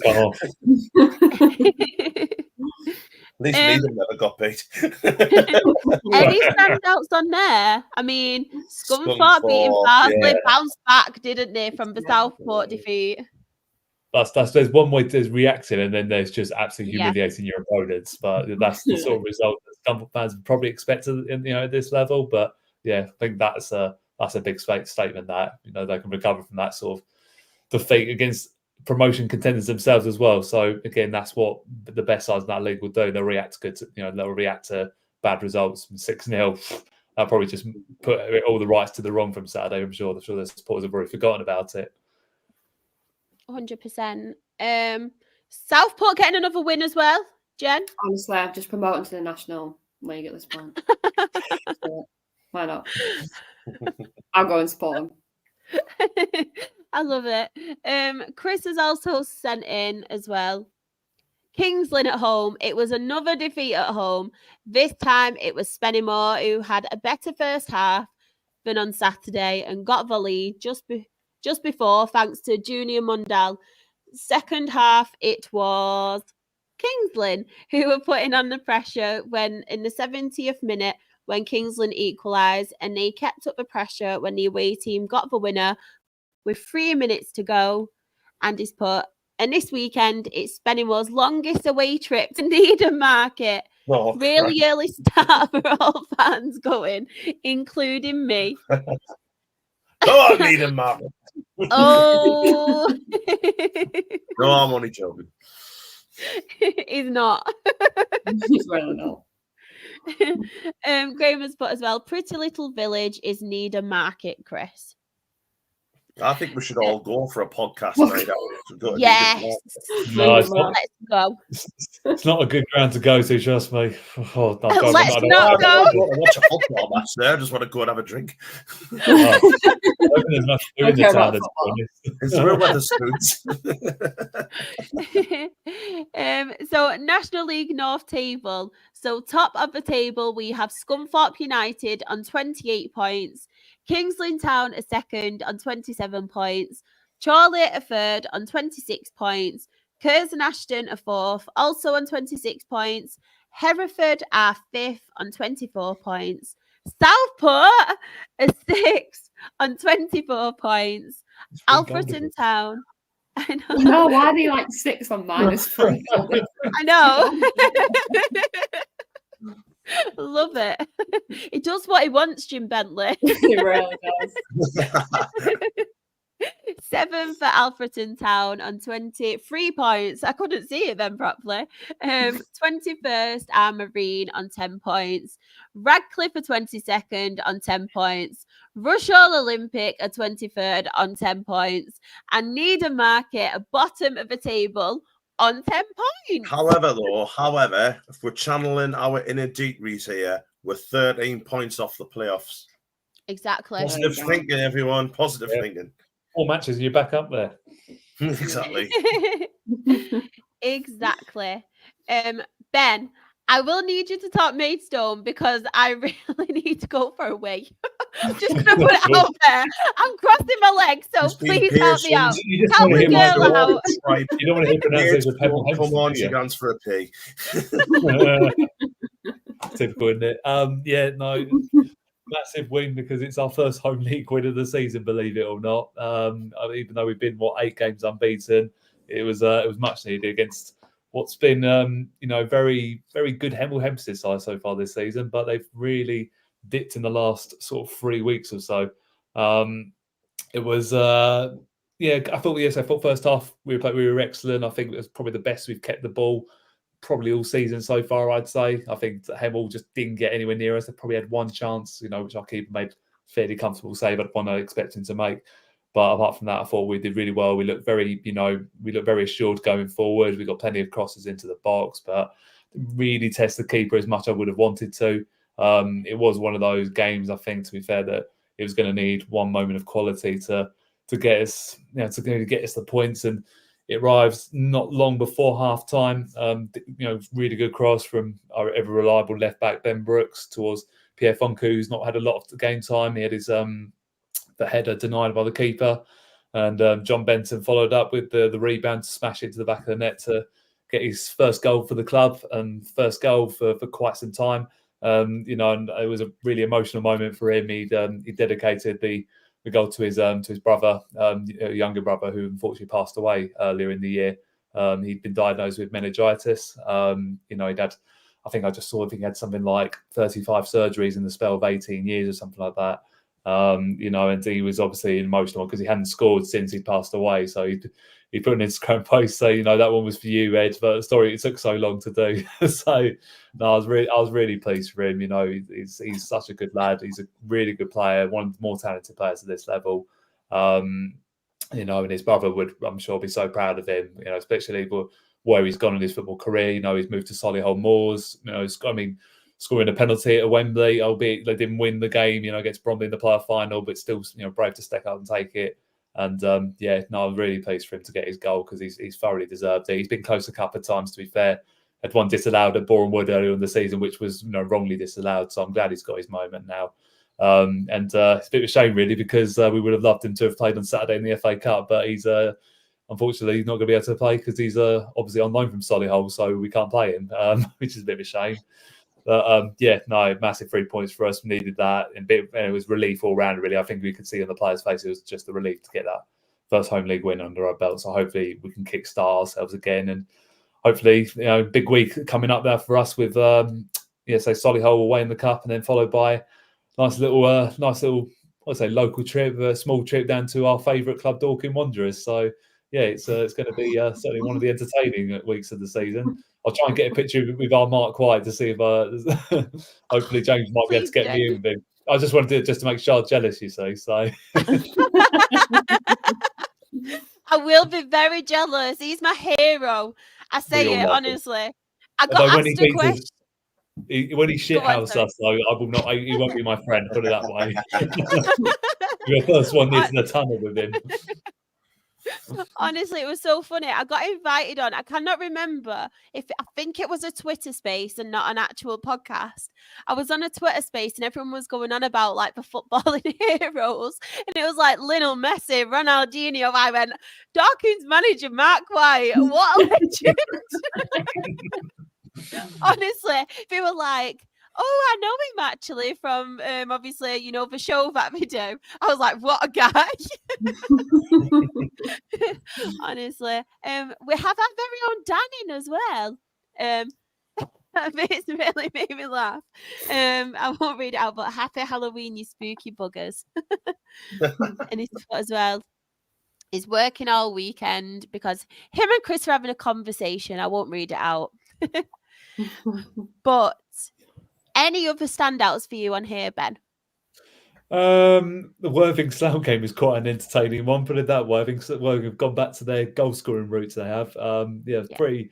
Let's come back from behind quite early on as well. I think Slough scored after about 3 minutes, but they've managed to find their way. Scored a couple of really well worked goals on the break. And that's again keeping up their good form at the moment. They've sort of re-energized themselves in the last few weeks, so particularly since really they lost to us. And I think St Albans, deserve a lot of credit. They've, had a really, really tough start to the season, but they've suddenly picked themselves up. A couple of wins in the last few weeks. And I don't know what's going on with Bath City at the moment, because they were one of the sides I would have tipped to be in the playoffs after an unbelievable season they had last year. They were one of the best sides we played last year. And I talked to their media guy quite a bit, and he said he's never seen it as bad as he has so far this season with it. And it's a shame because Bath are a really good club. We've got a lot of time for them, some of the people down there. And, it's a lovely ground to go to, such a good old fashioned ground to go to. And, we got to go there in a few weeks' time on a Tuesday night, which is going to be good fun. So nice 3-hour journey down there. It's a tough one for them at the moment. But Truro City, they just keep pulling away at the moment. I think it was a 90th minute winner against Tunbridge. So cheers, Truro. We love a little last minute win against our local rivals. Send them back home 6 hours of that.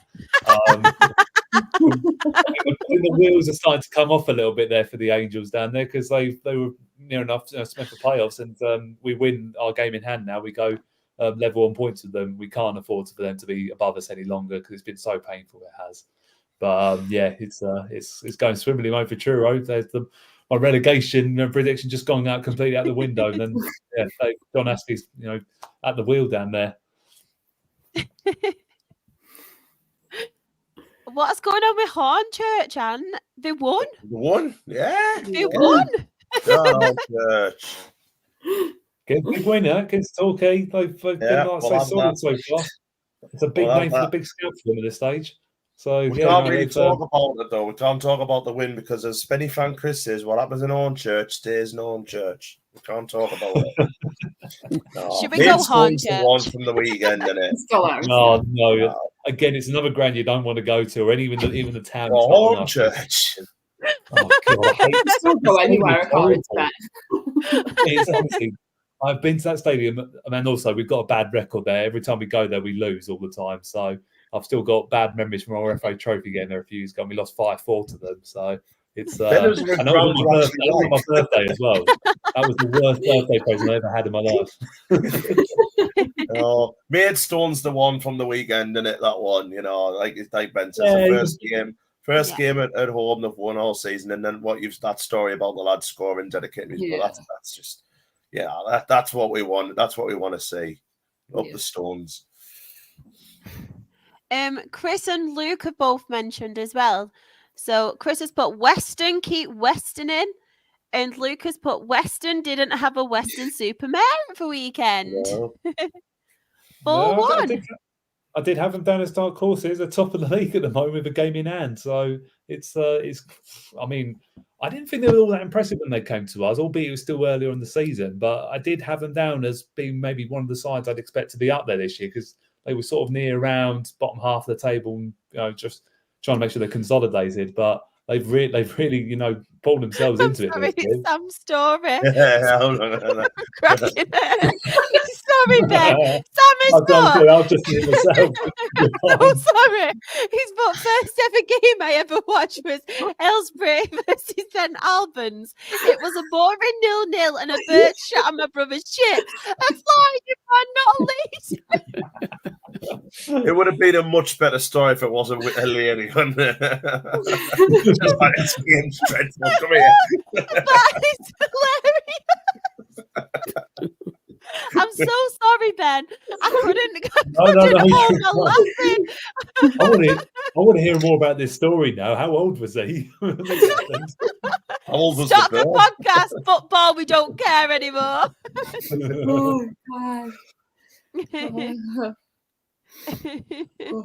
Oh, so funny. That really made me laugh. I feel like I don't want to carry on with the football now. I just want Sam to come on and tell us some more stories. That's really made me laugh. And obviously there was one game on Tuesday, Bath City 0, Worthing 2. Any thoughts on that? Would have been brown sauce, Sam, I suppose, couldn't it? Yeah, defo. At least it wasn't red sauce. Oh no! Sorry, Nick, no. You're better than that. Had to be said.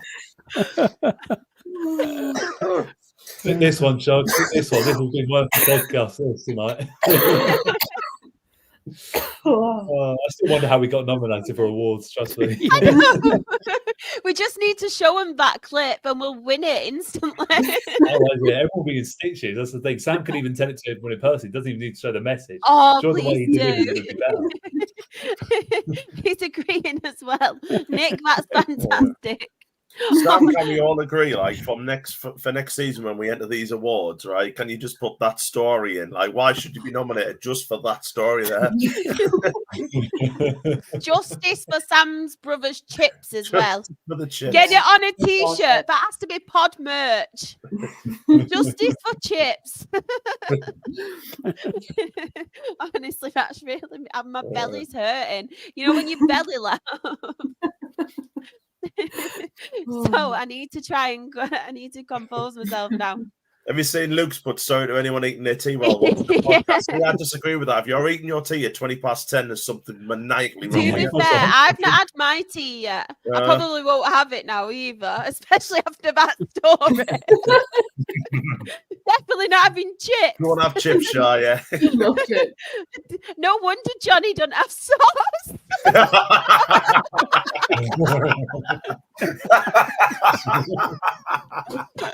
That's the reason why. I knew he'd do something we didn't. Oh, sorry, it just came out. So, top of the National League That's South. what the bird said. It's what Shah, just get a chippy tea. Don't order the curry sauce, though. Definitely not.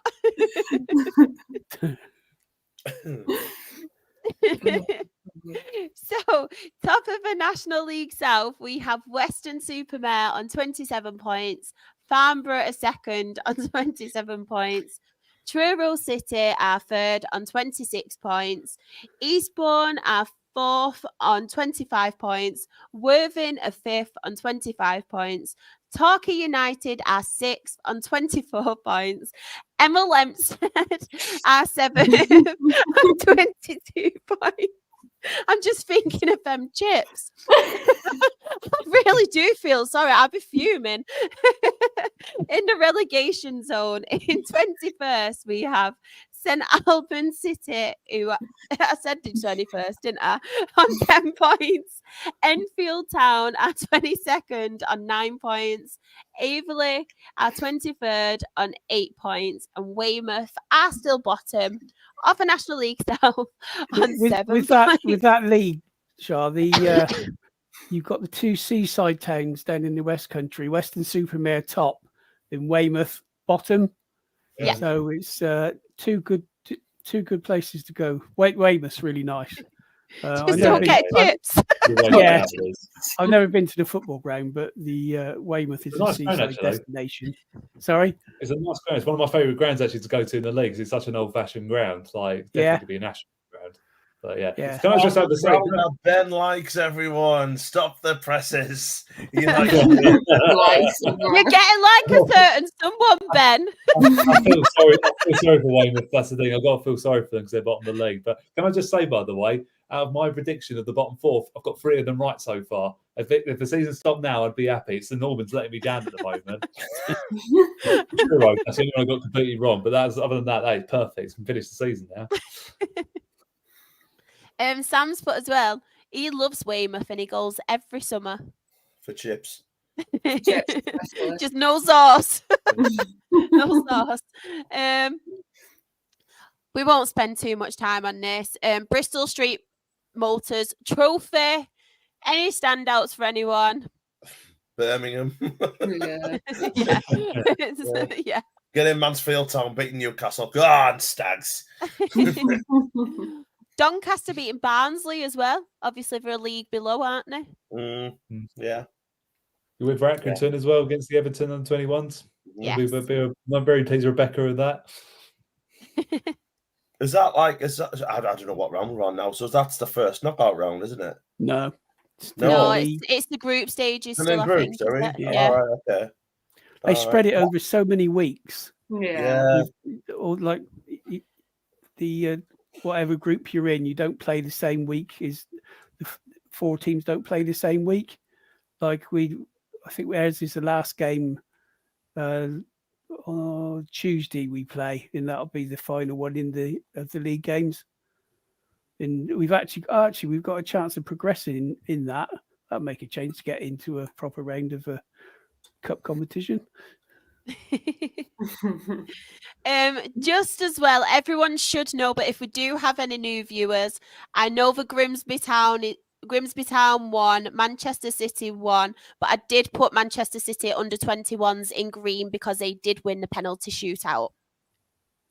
Kyle has put Exeter beating Rovers, and Graham has put, he's confirmed, final group games next week. Okay. Any other standouts, or should we move on? Move on. So, Sam, you are in the chat.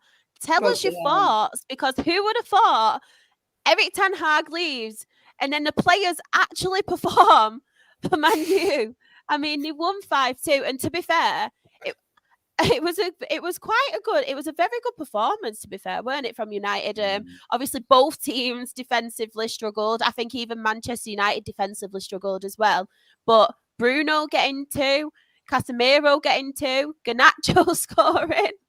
I mean, good win for United, weren't it? Ahmed Jaloni scoring the Ballon d'Or with an overhead kick and it just went wide. I mean, at least it didn't need VAR to help them out in that game.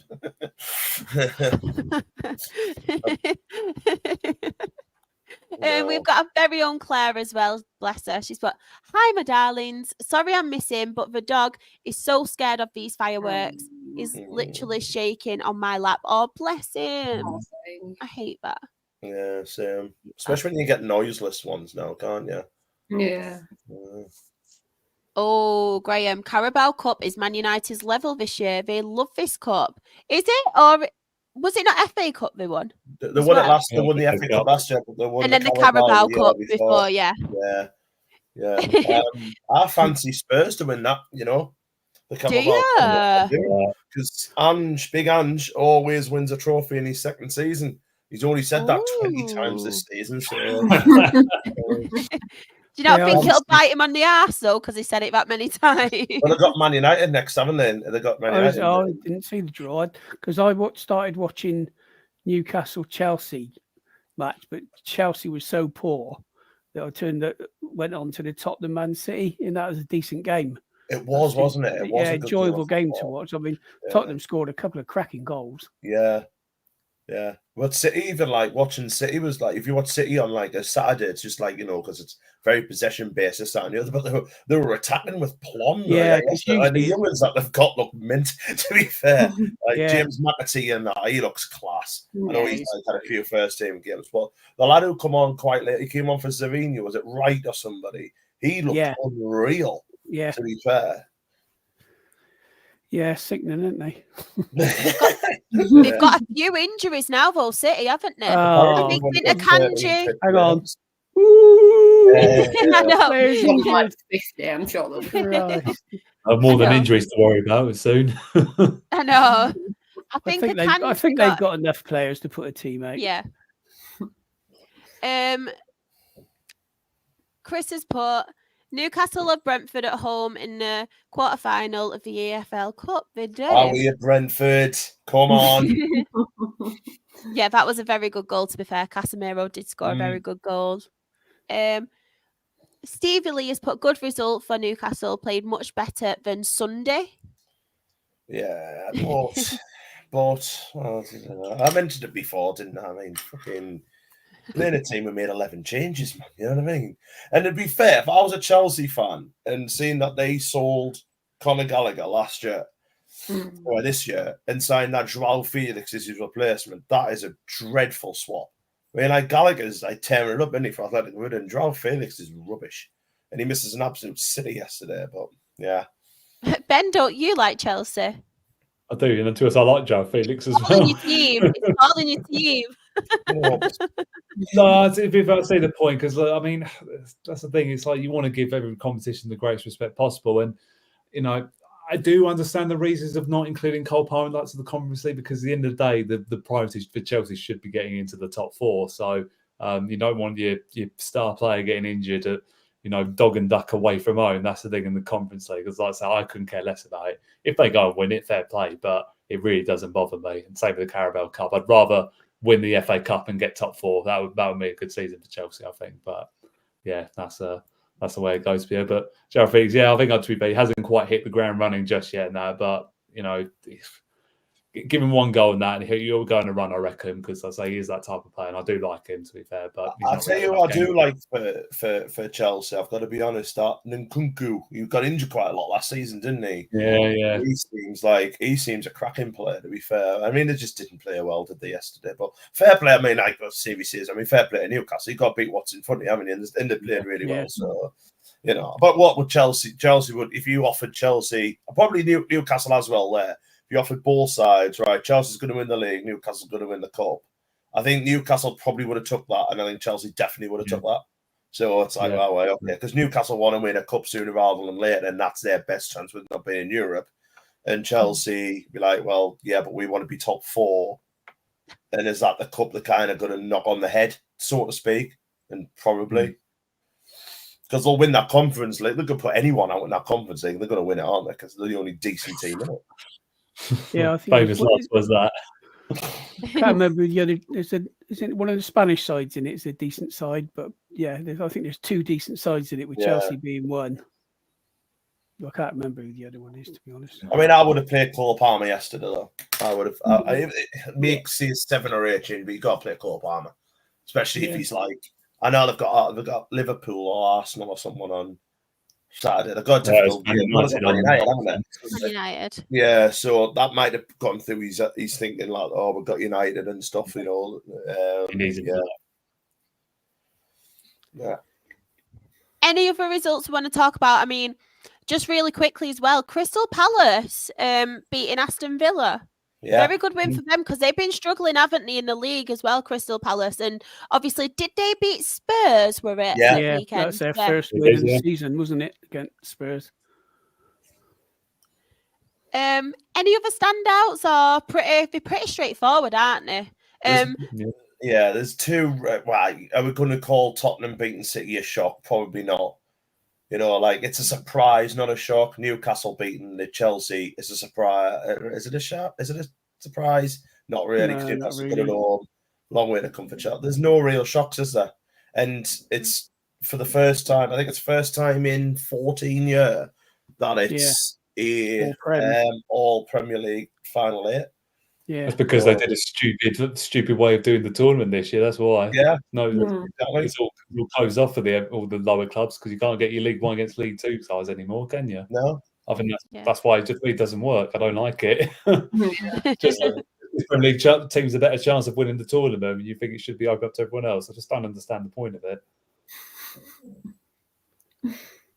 I'm not going to go to National League Cup run again. Don't worry. I was just about to poke the bear, Ben. I didn't see it. I was leading up to it. One more question as well. Anne, I think this one's for you. Who's top of the Championship? Because Claire missed it. I think we need to ask Luke's dad. I'm just enjoying it while it lasts. I'm absolutely loving it. And we're guaranteed for another 2 weeks. So there we are. Claire has put as well, wait, is Stevie Luke's dad? And Luke has put, you are correct there, Claire. I love that, though. That be spending the night watching our pod. How lovely is that? There's obviously nothing decent on the telly. Exactly. Watching us, 100%. Beaver's not on yet. Beaver hasn't started. And Clara said that she loves that too. But of course, that is the end of the football talk.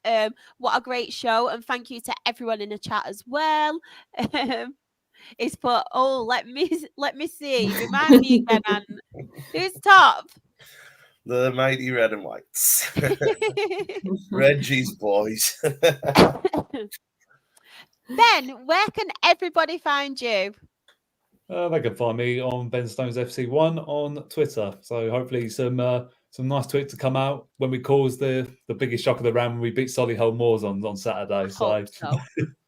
Yeah. Fingers crossed. I don't want to go extra time. I don't want to go extra time penalties because it's a long journey back, and I just want to get home. So yeah, that is the place to find me. Uncle Nick, so happy to have you back again. Love it when you're on, and glad you're feeling better. But where can everybody find you? Well, hopefully in the Town End on Saturday, seeing an FA Cup win, which would be something new. But yeah, I'm on road_Ocus on Twitter. Jen, where can everybody find you? It's JenHunt_ on Twitter, Instagram, TikTok, all the good things. Hopefully we can get a win in the FA Cup this weekend, because I'm not going because I'm working, but Liam is getting up at 5 o'clock in the morning to drive down there. Oh, I'm hoping, like Ben, it doesn't go to extra time penalties, so we ain't getting on to 2 o'clock in the morning. But yeah, hopefully we can get a win there. Dan, where can everybody find you? And not for a rant either. You're smiling. Top of the championship. Anthony _Watson on Twitter. If you want to follow the only Sunderland fan-based podcast for Sunderland women, we are at Howeer Pod. It's good luck to the lasses on Sunday playing Bristol City. Good luck to the lads on Saturday playing QPR away. We'll see you next week. And if anybody does want to follow me, I am SharXRAFC. That is on Twitter. It's on Instagram. It is also on, I can't remember what it is, TikTok. TikTok, that is the one. I just had a proper mind block. If anybody wants to follow my Her Game 2 stuff as well, it is Rochdale HGT on all of those socials. And of course, the main ones. I mean, look at all of our faces. Look at it. What a brilliant family we have. And that in the Louvre. But we are the Absolute Football Podcast on Twitter because, as I always say, I refuse to call it X. Refuse to. We are Absolute Ball Pod on YouTube and Twitch. We are Absolute Football Podcast on TikTok, for one that I could not remember a minute ago. We are Absolute Football Pod on Instagram and Threads. We are Absolute Football Podcast _ On Facebook, we have an Absolute Football Podcast. We are on a Monday night, and that is our Premier League and European show. It's our Absolutely Women's Football show on a Wednesday with Freya and the team. And then, obviously, on a Thursday, it is our Absolutely Lower League, and it's where we cover EFL Championship, League 1, League 2, National League North and South. But obviously, next week, it will be the FA Cup as well. And all that is on at 8:30. But thank you as always to everybody in the chat. It's been an absolute pleasure talking football with you. Hope you all have a lovely weekend and